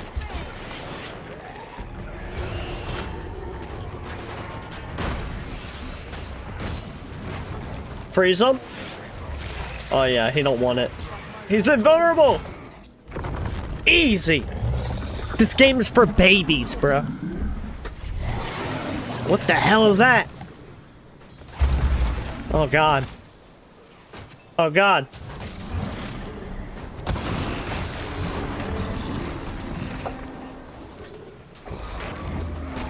Kill this guy? Oh, we got more. Alright. Where are we at? We better get back to camp. Glad you're alive. They're inflicting bleed on me like crazy. What went on here? Mordremoth's What went on forces here? overpowered us. They locked us up here with What the corpses hell's and going on here? They took the others south to join the Jungle Dragon's army. We would have been next. Oh! We didn't break. I just got hurt. Now we're going to give Mordremoth's horde a taste of what it gave us. I hope this Oh, I can't go. Been saying. If we work together, this doesn't have to be a total disaster. Is it gonna move? Okay. We're just returning to camp. I'll remind you of I'll remind you of saying that when you meet the snipers. Have fun. The snipers? Sniper no sniping, dude. I have to get sniping defense.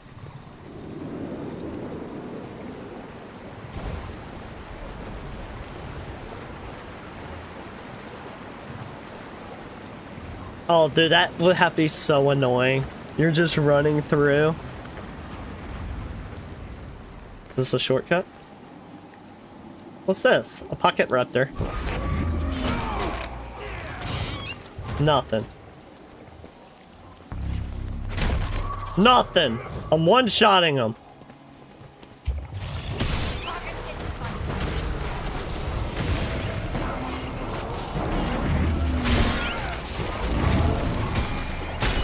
Die!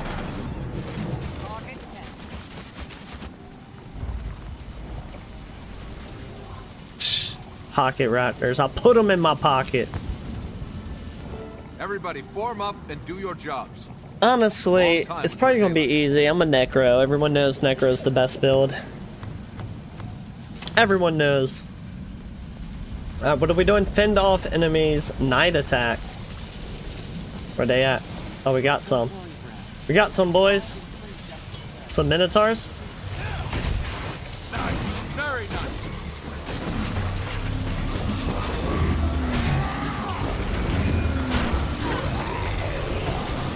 Refreshing.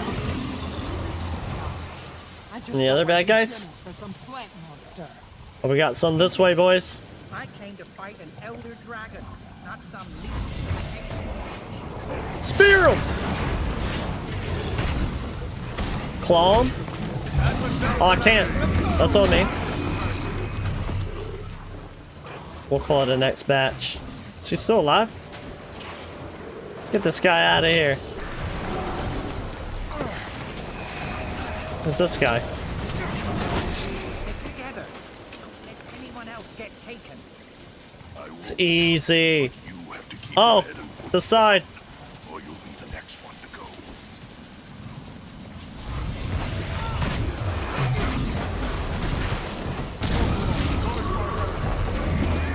One more thing for my List of accomplishments.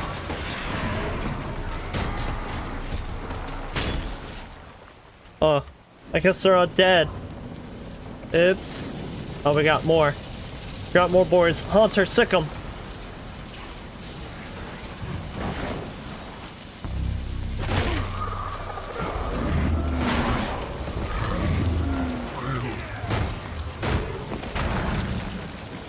What? I was not in that.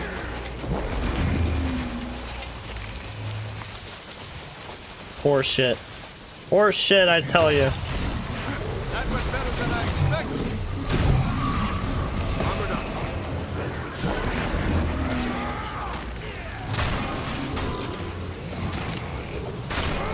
Money. Alright, how much longer are we playing with these nerds?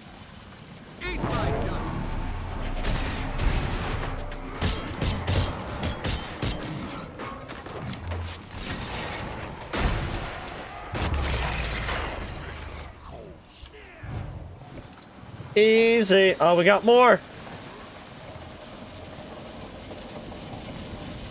We're coming. We're coming.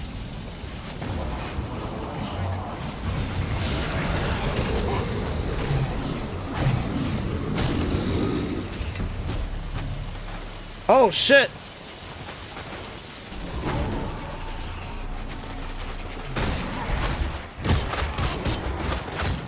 Big numbers, big numbers. Oh! Oh, we got us. He got us. Okay, I'll give him that.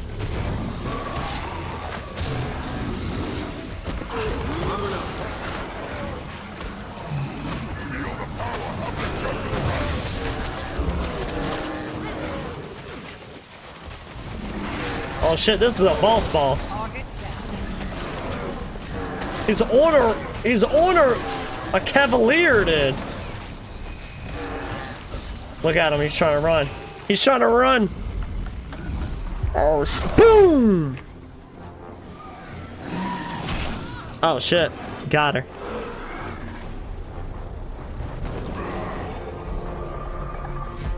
What's up, Rylot? That's Rylot, right?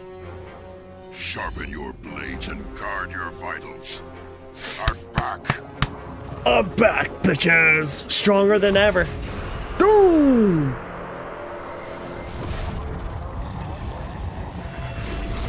He just got back fighting that god, right?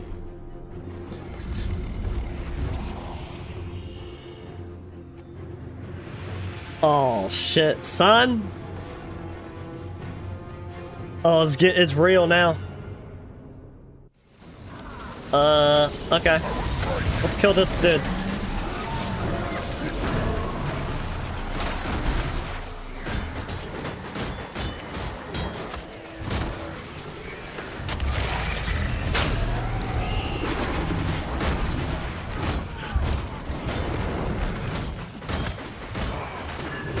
Kick his ass.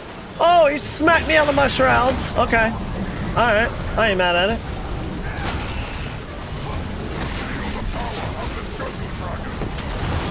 The jungle dragon can lick these nuts! Oh, he's halfway. He's halfway. No.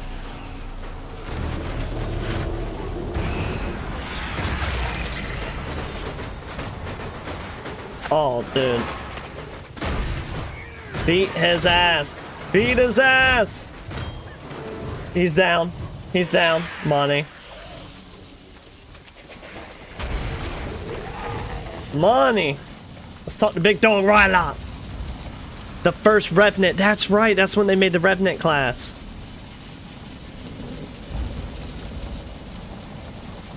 Hope you don't mind me. Is that what you think we should make next? Looks like you could use some help. Should we make a Char Revenant? You're alive. But where have you been? And what's that new magic you're using? Later, Cub. All you need to know is that I'm back, and I'm better than Later. ever. Later, Right Cub. now, we've got comrades to rescue. Later, and dragon Cub. minions to kill. Gridlock Later. right. We need to find Destiny's Edge. Later, Cub. I can't do it. I can't talk like that. Time for us to kill another Elder Dragon. Commander, I need to start smoking cigarettes or something. Out there. I'd like Later, to gather them together cub. and take command. What do you think? As a Silvari Is that a only good? unit, we can Is monitor that a and good right protect lock? ourselves from threats Right both lock? internal and external. If any of us show signs of What do y'all think? faltering, What do y'all think? the others will do what Let me needs know. to be done. Let me know in the All right, comments. request granted. Good luck, Larenthir. Listen up. We're breaking camp. Get the wounded to Cha-ching! the Silver Waste. Larenthir will remain here to secure the areas. Thank you, Commander. I'm headed to the high ground. That's where the Pale Reavers were trained to go. And do talk The to some Pale of the Pale Reavers we Reavers. rescued. They may have overheard valuable intel while they were imprisoned. Oh lord, I still don't trust them, huh? You! That was a baby mission. Get that out of here. I saw you dive into the mist. Mastery point. Where did you end up? How did you learn new magic? Glider basics? Look, history is full of legendary Won't let me do figures, nothing. heroes and villains, idols and monsters. While I was in the mists, I figured out how to harness their power and make it work for me, okay? The fuck? Okay, but I have a lot more questions. I have one. Save him. We've got a mission, soldier. Let's get to work. Chat, we're getting scammed. Looks different. It'd be fun to see, but I doubt fights you have different, played too. something like it. How is he doing what he's doing? Doesn't matter. 0%. Oh, I can train it. Okay. I'm an idiot. too. It's a good omen. We took heavy losses, but we're still in this fight. Alright, we gotta train to get a glider. Tome of Magma Mastery, huh? Let's see. Oh, wow. Wow. No, we don't care about that. We don't care about that. Wow.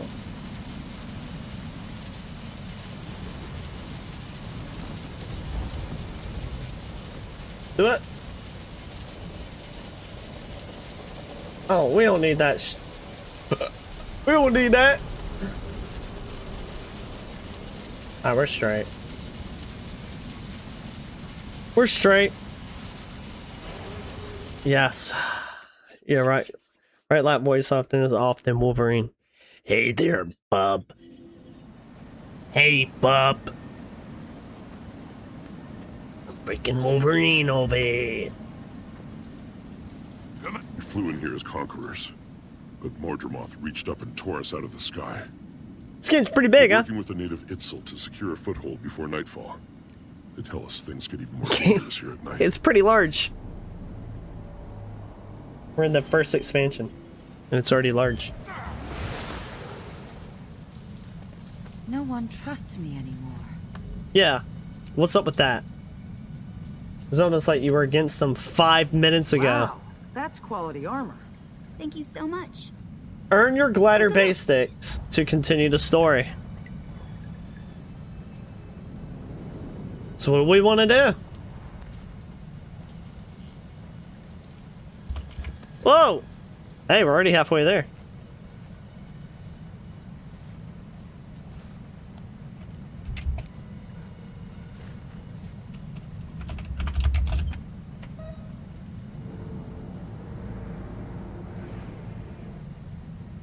Now I can introduce me to some adventures. Let's roll, dude. Let's adventure, huh? Why's it telling me to leave? Are we in an instance?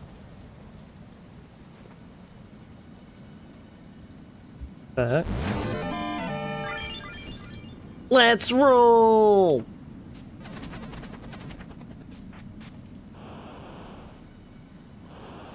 I'm ready. I'm ready to blast some mug. Hey, I'm ready to blast some mother... We're flexing on these fools. Take that. Ooh! He almost hit him with a 360. We're going up. It's got some verticality to it, huh?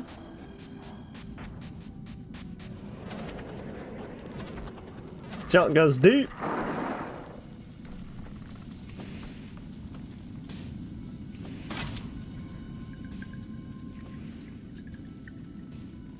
Okay, that should get out.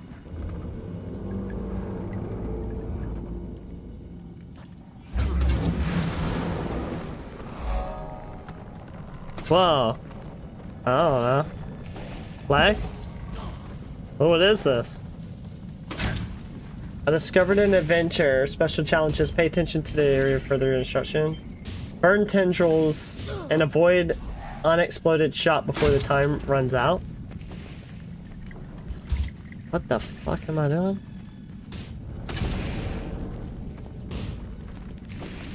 Oh, I see. Oops.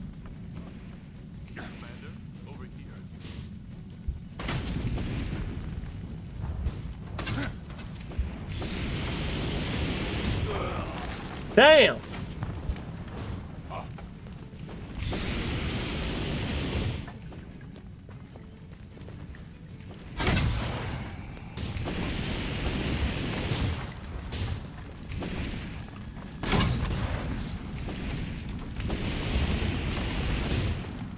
Okay, I think I'm getting the hang of it. No line of sight, that's bullshit. Oh, I got him. We're cutting through here. Da!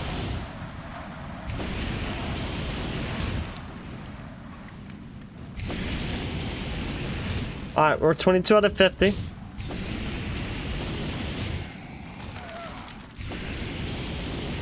We're burning them.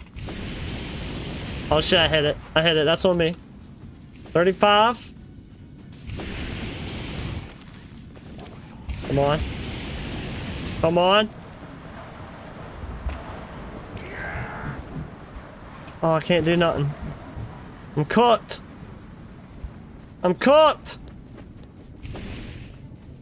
6 seconds.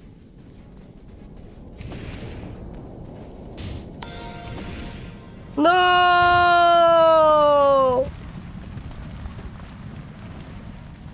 We failed. I failed.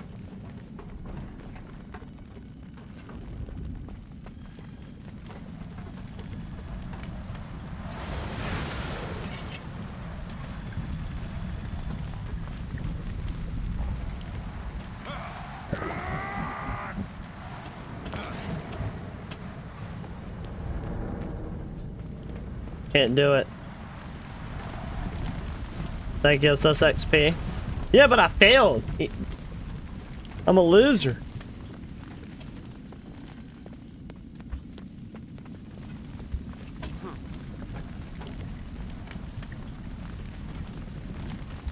I'm a loser, baby. So why don't you kill me?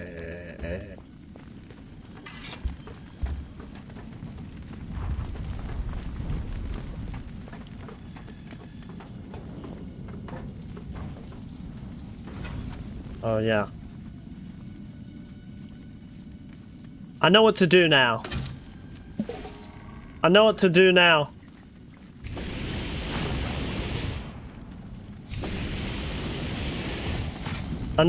now. We in there. Shit. That's on me.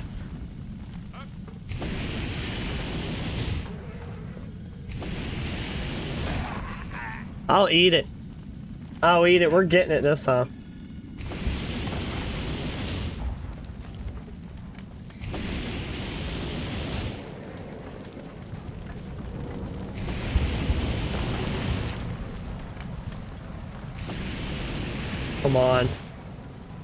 Come on, give me that.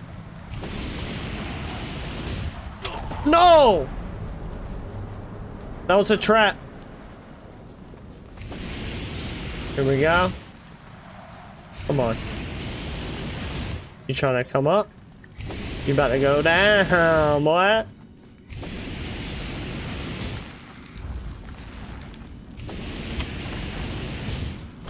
No!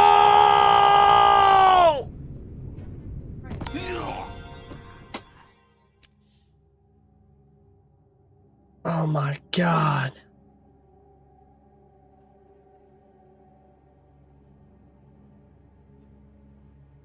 Oh my gosh. Cannot believe that happened.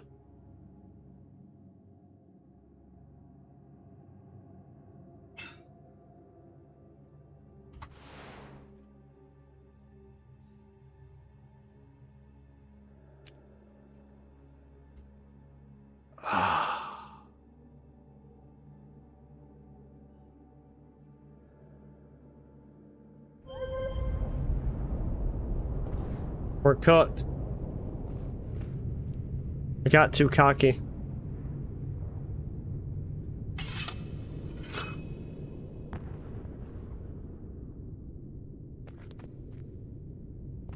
And I'm not even at the bottom of the map. Oh my god.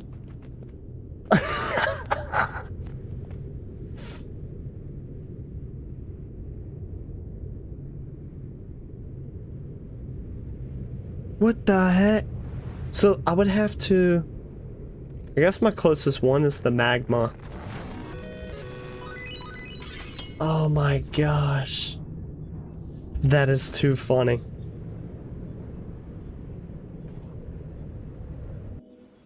Oh my god. Bro.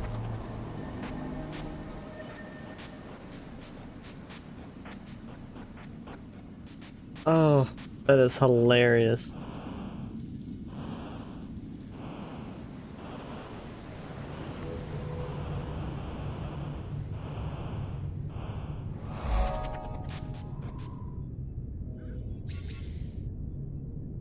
Bro.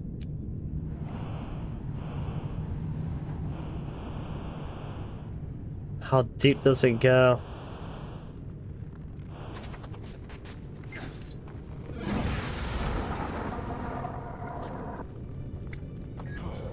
Oh, we're communing, baby. That's how it's done.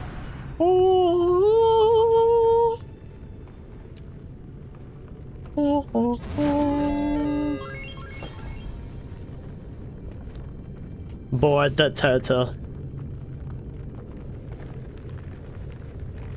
Bro. And it's just moving?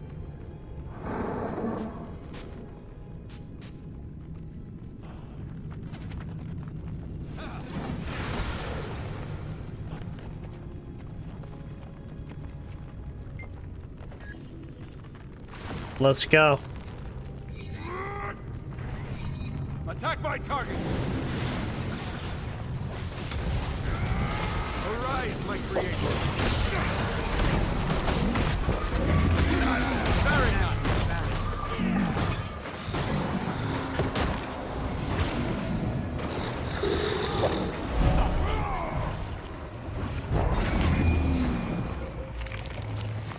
Heck yeah, dude.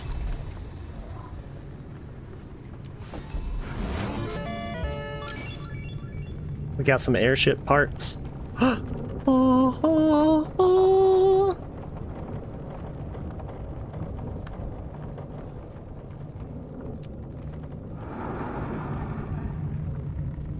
Your soul is mine.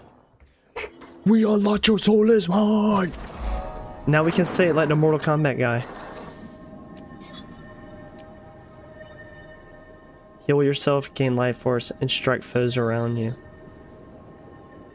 Oh, that's good. That's good. I like it.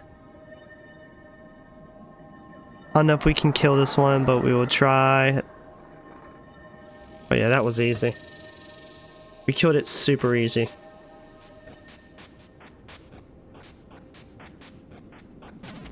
Okay, so this adventure can hit 100. It's based on skill and movement.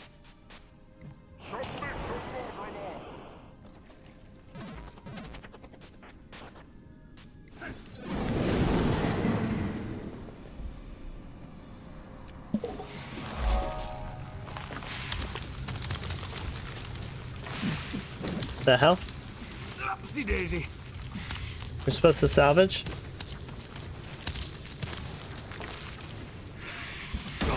No!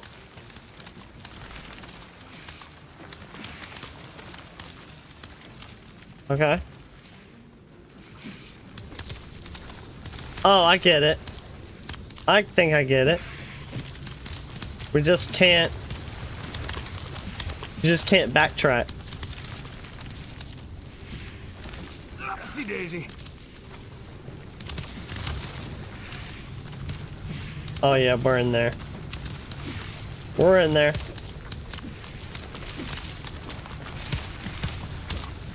Oh, it got me.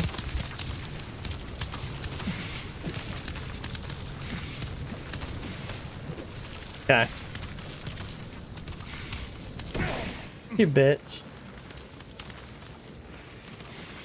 No! Oopsie daisy. Yeah.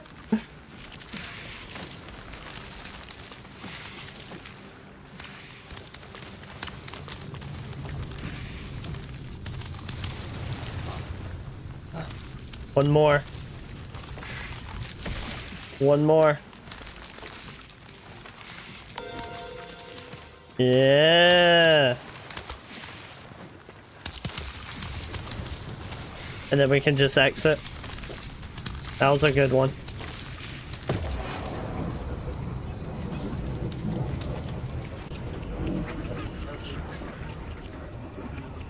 That was a good one.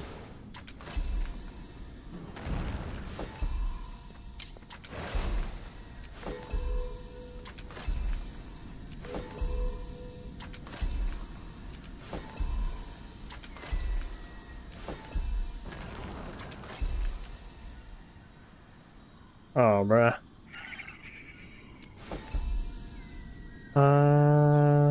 Hero. And then we get a masteries. We got it. Cha-ching. Updraft use.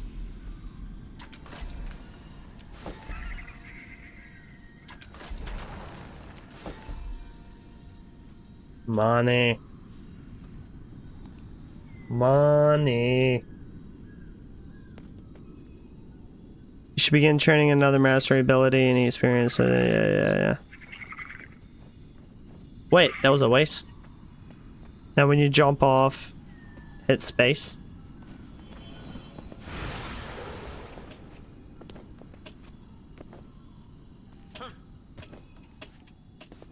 Wait.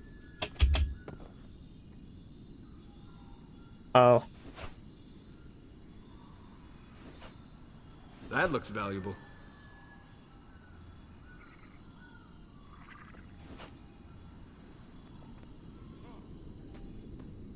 I'll have to get a glider, huh?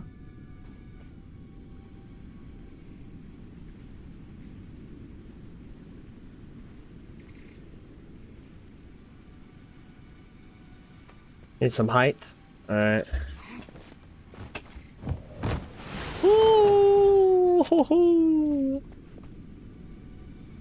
Oh yeah, we gotta make our, hold on real quick. Hold on real quick. We gotta... Where's my glider?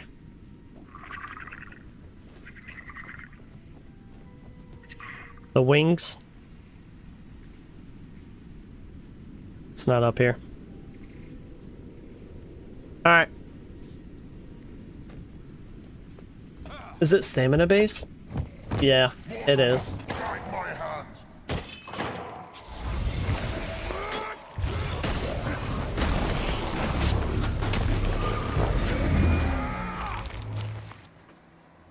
Dang, bro.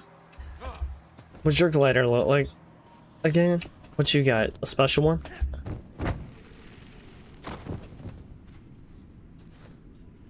Are we about to be gliding? TJ! I just seen you, TJ. I just got yelled at.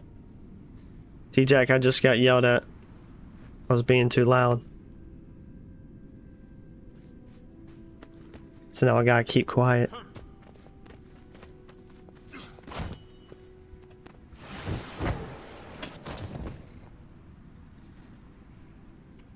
So it should be my back, right?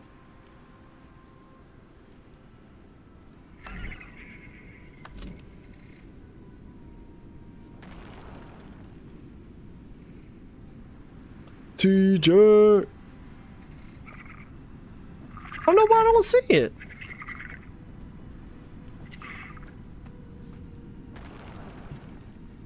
It's whatever. I'm not sweating it. What do we do next? What's the next move?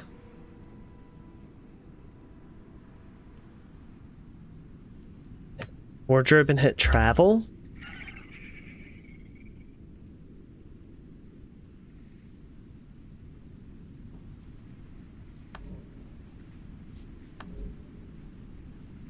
I gotcha. Yeah.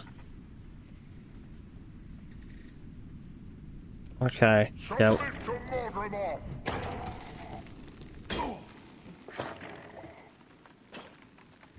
Alright, hold on. Hold on, this guy wants to die.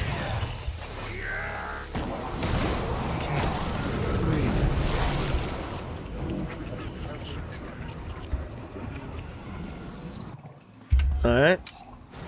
And then... oh, I can change their colors. Yeah. Where were we? We went black. And then maybe a little bit of green.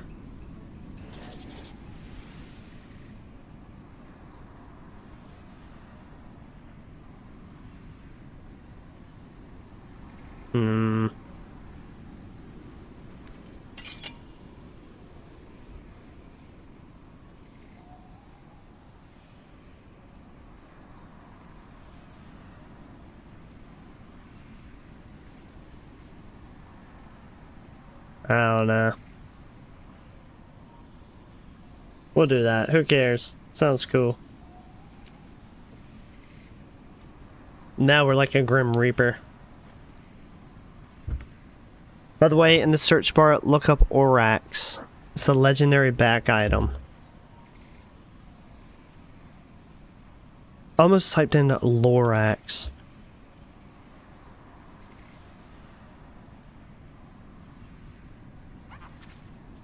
Oh! I'm writing Shinron, bro.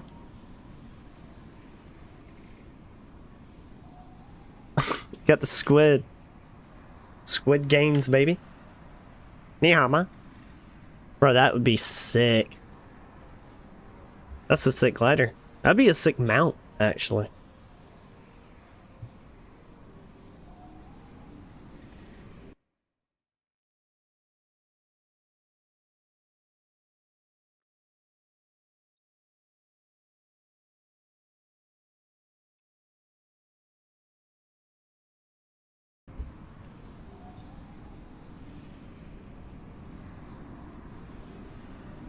Binding of the Dragon.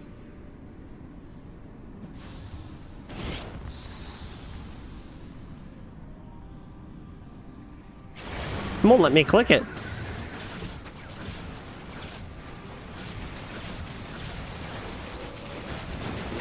Unknown Nightmares.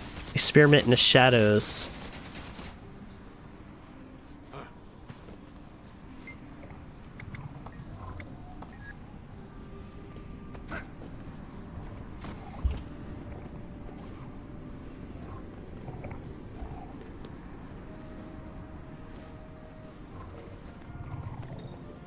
Look at that giant dung beetle, bro.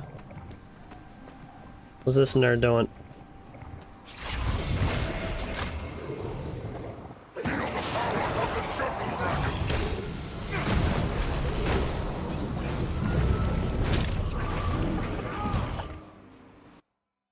Whoops.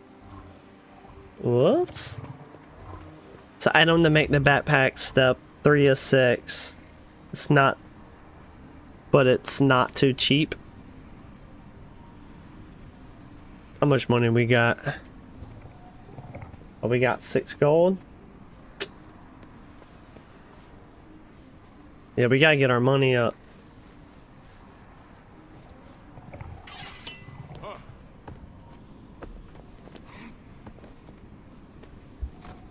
We gotta get our money up, blood.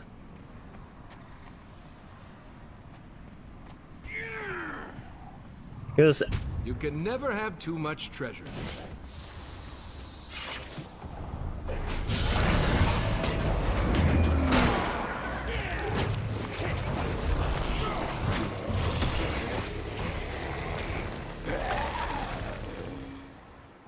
Oh, now we can use speed boost mushroom.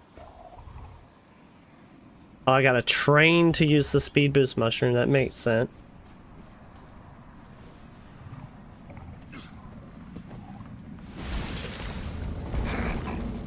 Oh, we got events. Got some events going on. What's this one? We defend that area.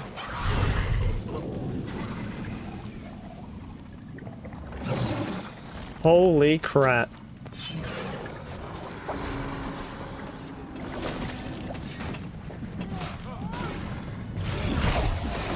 Bring it. That's easy. It's easy. What's the other areas?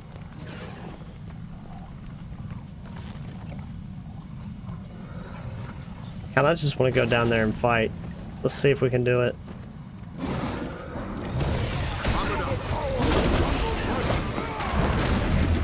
Spin!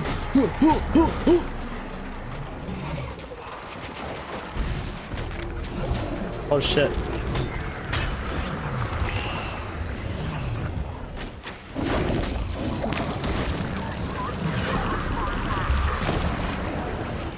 It's a bomb. Run!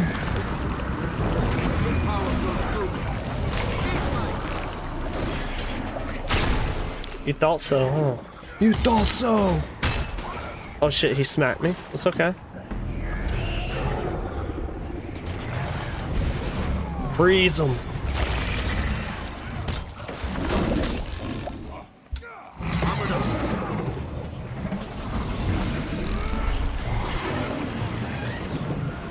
Oh yeah. Oh yeah. We'll survive. Oh, we rolled out the way just in time. We're not gonna make this one. Not gonna make that one.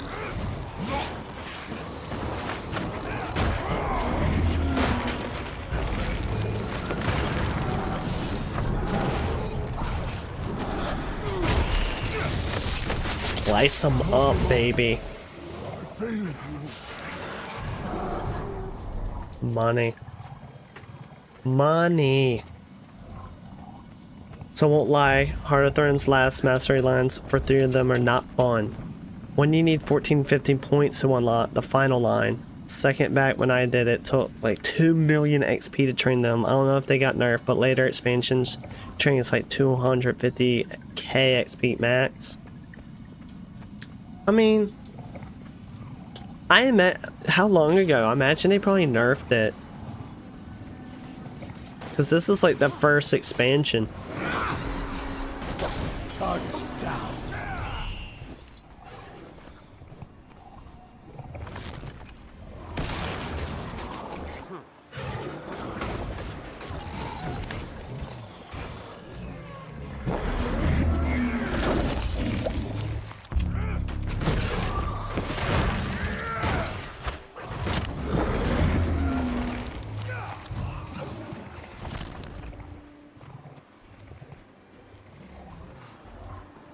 I imagine it made it a lot easier for people to get. You know what I'm saying?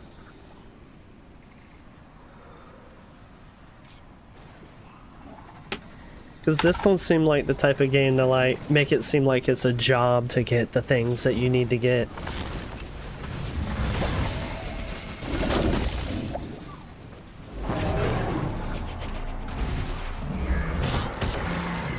Oh, I got hit.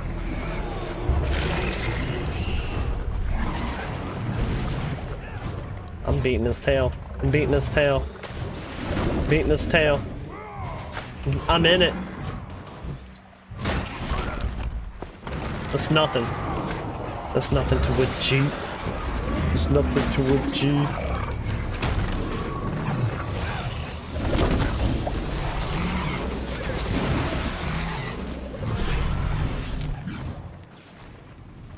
Good range. Good range. I think you did a little bit of the damage. We'll give it to you.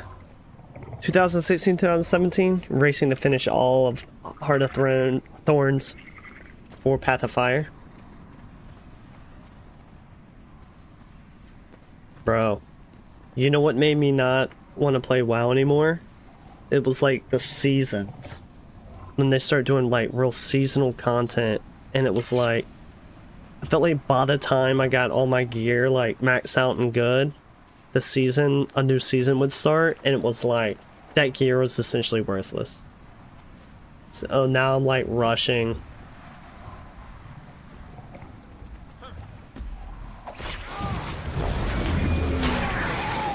I'm just like rushing to get the new gear. For what? They're just going to do a new season.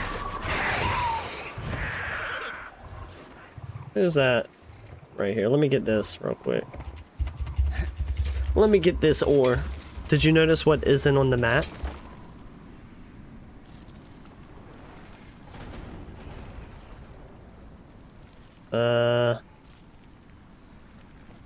The little heart thingies? The heart missions?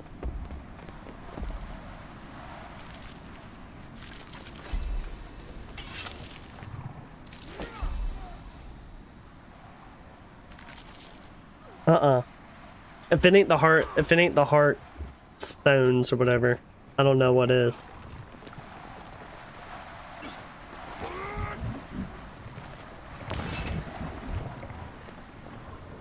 Has no hearts, all dynamic events. That's good for people with ADHD brains like me.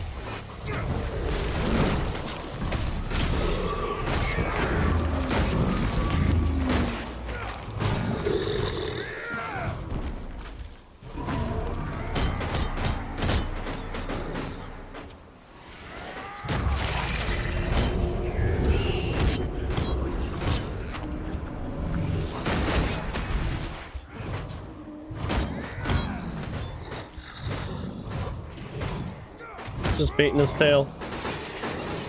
No big deal. Just a Grim Reaper, bruh.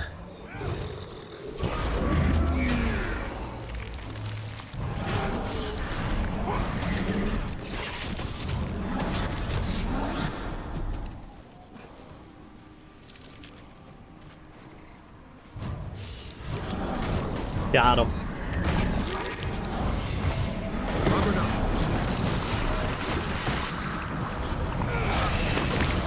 The heck? Is that the little mushroom man?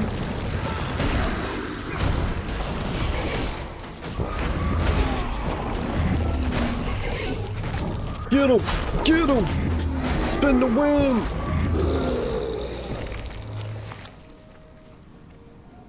Oh, we got another one, boys. We'll slow him down. We'll slow him down with the ice.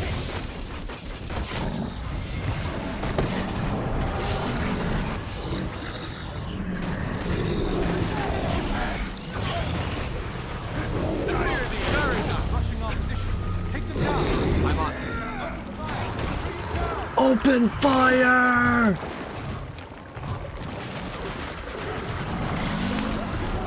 I'll slow him down with my ice attack. It's not working. I'm still walking backwards.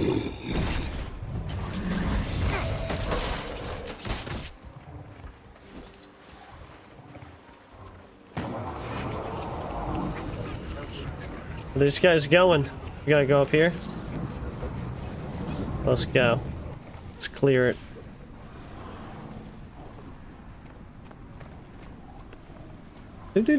Going up the Aztec temple.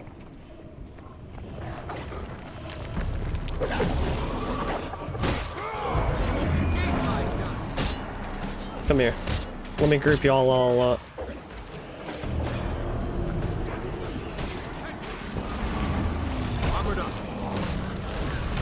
Oh my gosh.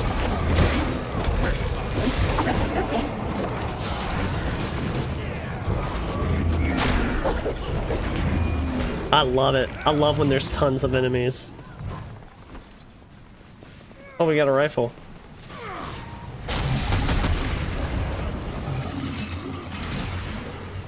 By the way, at night, there is a full-out war and the jungle wakes up. Won't spoil the fun, but there are multiple bosses, and some people have even said said any of them could have been a raid encounter on their own. The fact that they are in open world blew their minds. Oh, that's pretty sick. Wait, so there's like a day-night cycle, huh?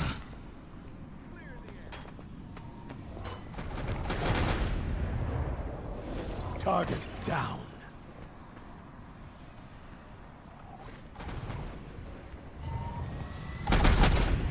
Got him. Easy. We're sniping over here, dude.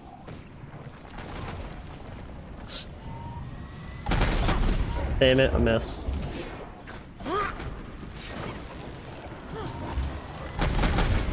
What? We got scammed. We got scammed on that one. Oh yeah, let's go, Shroud. Come here. Come here.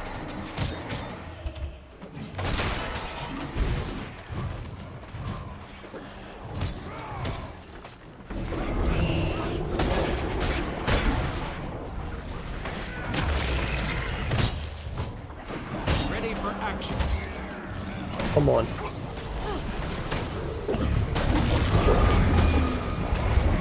Smacking him, bro.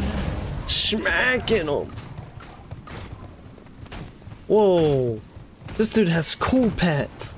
Look at these things. Strong. Armored up.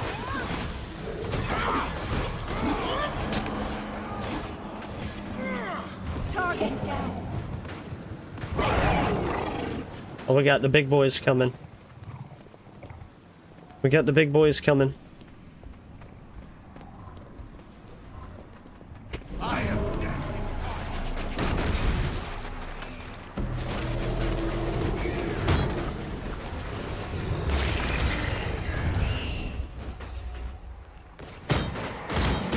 Smacking them. Smacking them.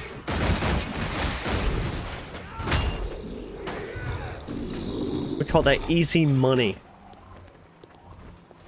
Yep, so also each map has a map-wide event. The one in the second map, known as Octovine, has 3 bosses. The whole map you have to kill at the same time, each having a way you have to remove a slim layer to hurt it. However, so you have to pay attention as you're on the clock. If one dies early, you have 20 seconds or they all go back to 100%. Oh my gosh. Yeah, I don't like those kind of bosses. That's pretty frustrating.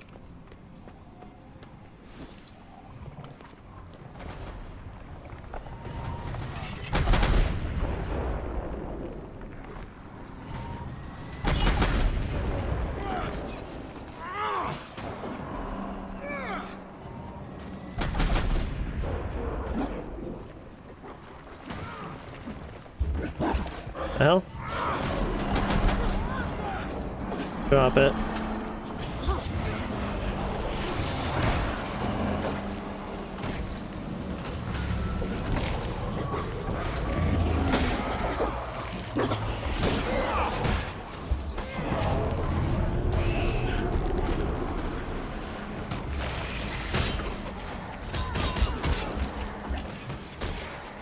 This guy's trying to kill me, huh?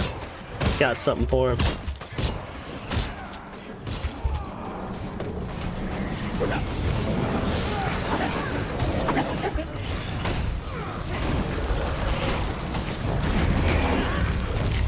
Caught me slacking.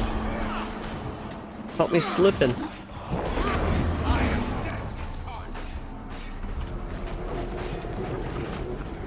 Oh no, my game. Oh no. Oh no. Oh, my game's tripping.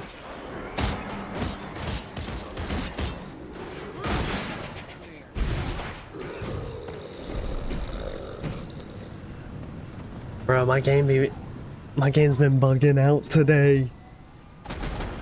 Target in sight. How long is this one going for? Oh, finally done.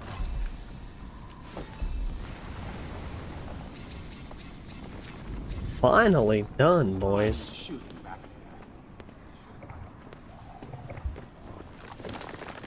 Pushing into the ruins. Where do we have to go now? This way? Is this the way? Should I hit yes or no?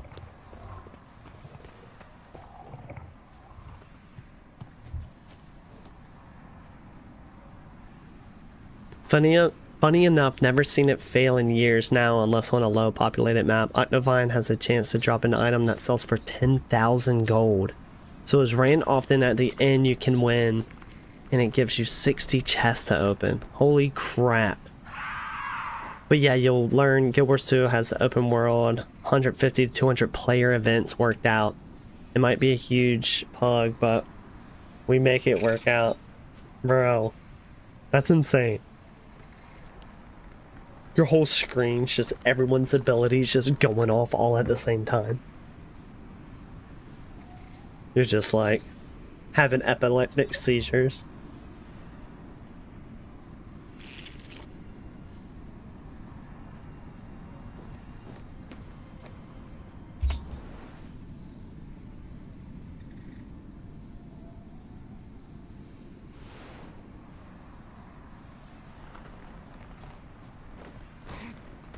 Whoa, I almost just... So, which way did they go? Higher?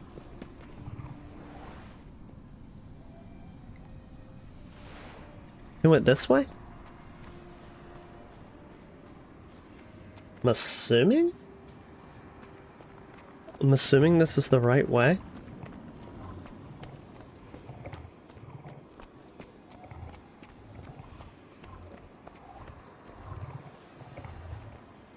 Or am I completely off? I think I'm completely off, boys. It's okay. It's a mess, but we love it. We'll got to go have fun. I think I might get off too. It's a little late. I think I'm gonna just get to... I'll just get to...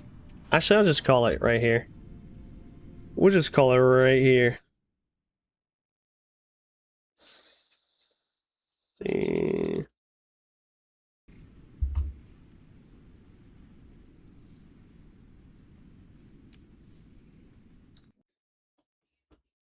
Got a good long stream. Vampire, thanks for playing with me. T-Jack, thanks for stopping by. I'm gonna be on tomorrow about 7:30. That's the goal time. We can run. I'll probably try and run some more events. Run events, hit the little hero points. Keep grinding that. Maybe add a little bit of story, progress through the story a little more. That way we can get this whole Reaper build further up, you know, get some more abilities. If y'all have any good like videos to react to or anything, don't be afraid to send it. Put in the Discord or my Reddit or whatever. Everything's on the About Me page on Twitch. But y'all be safe.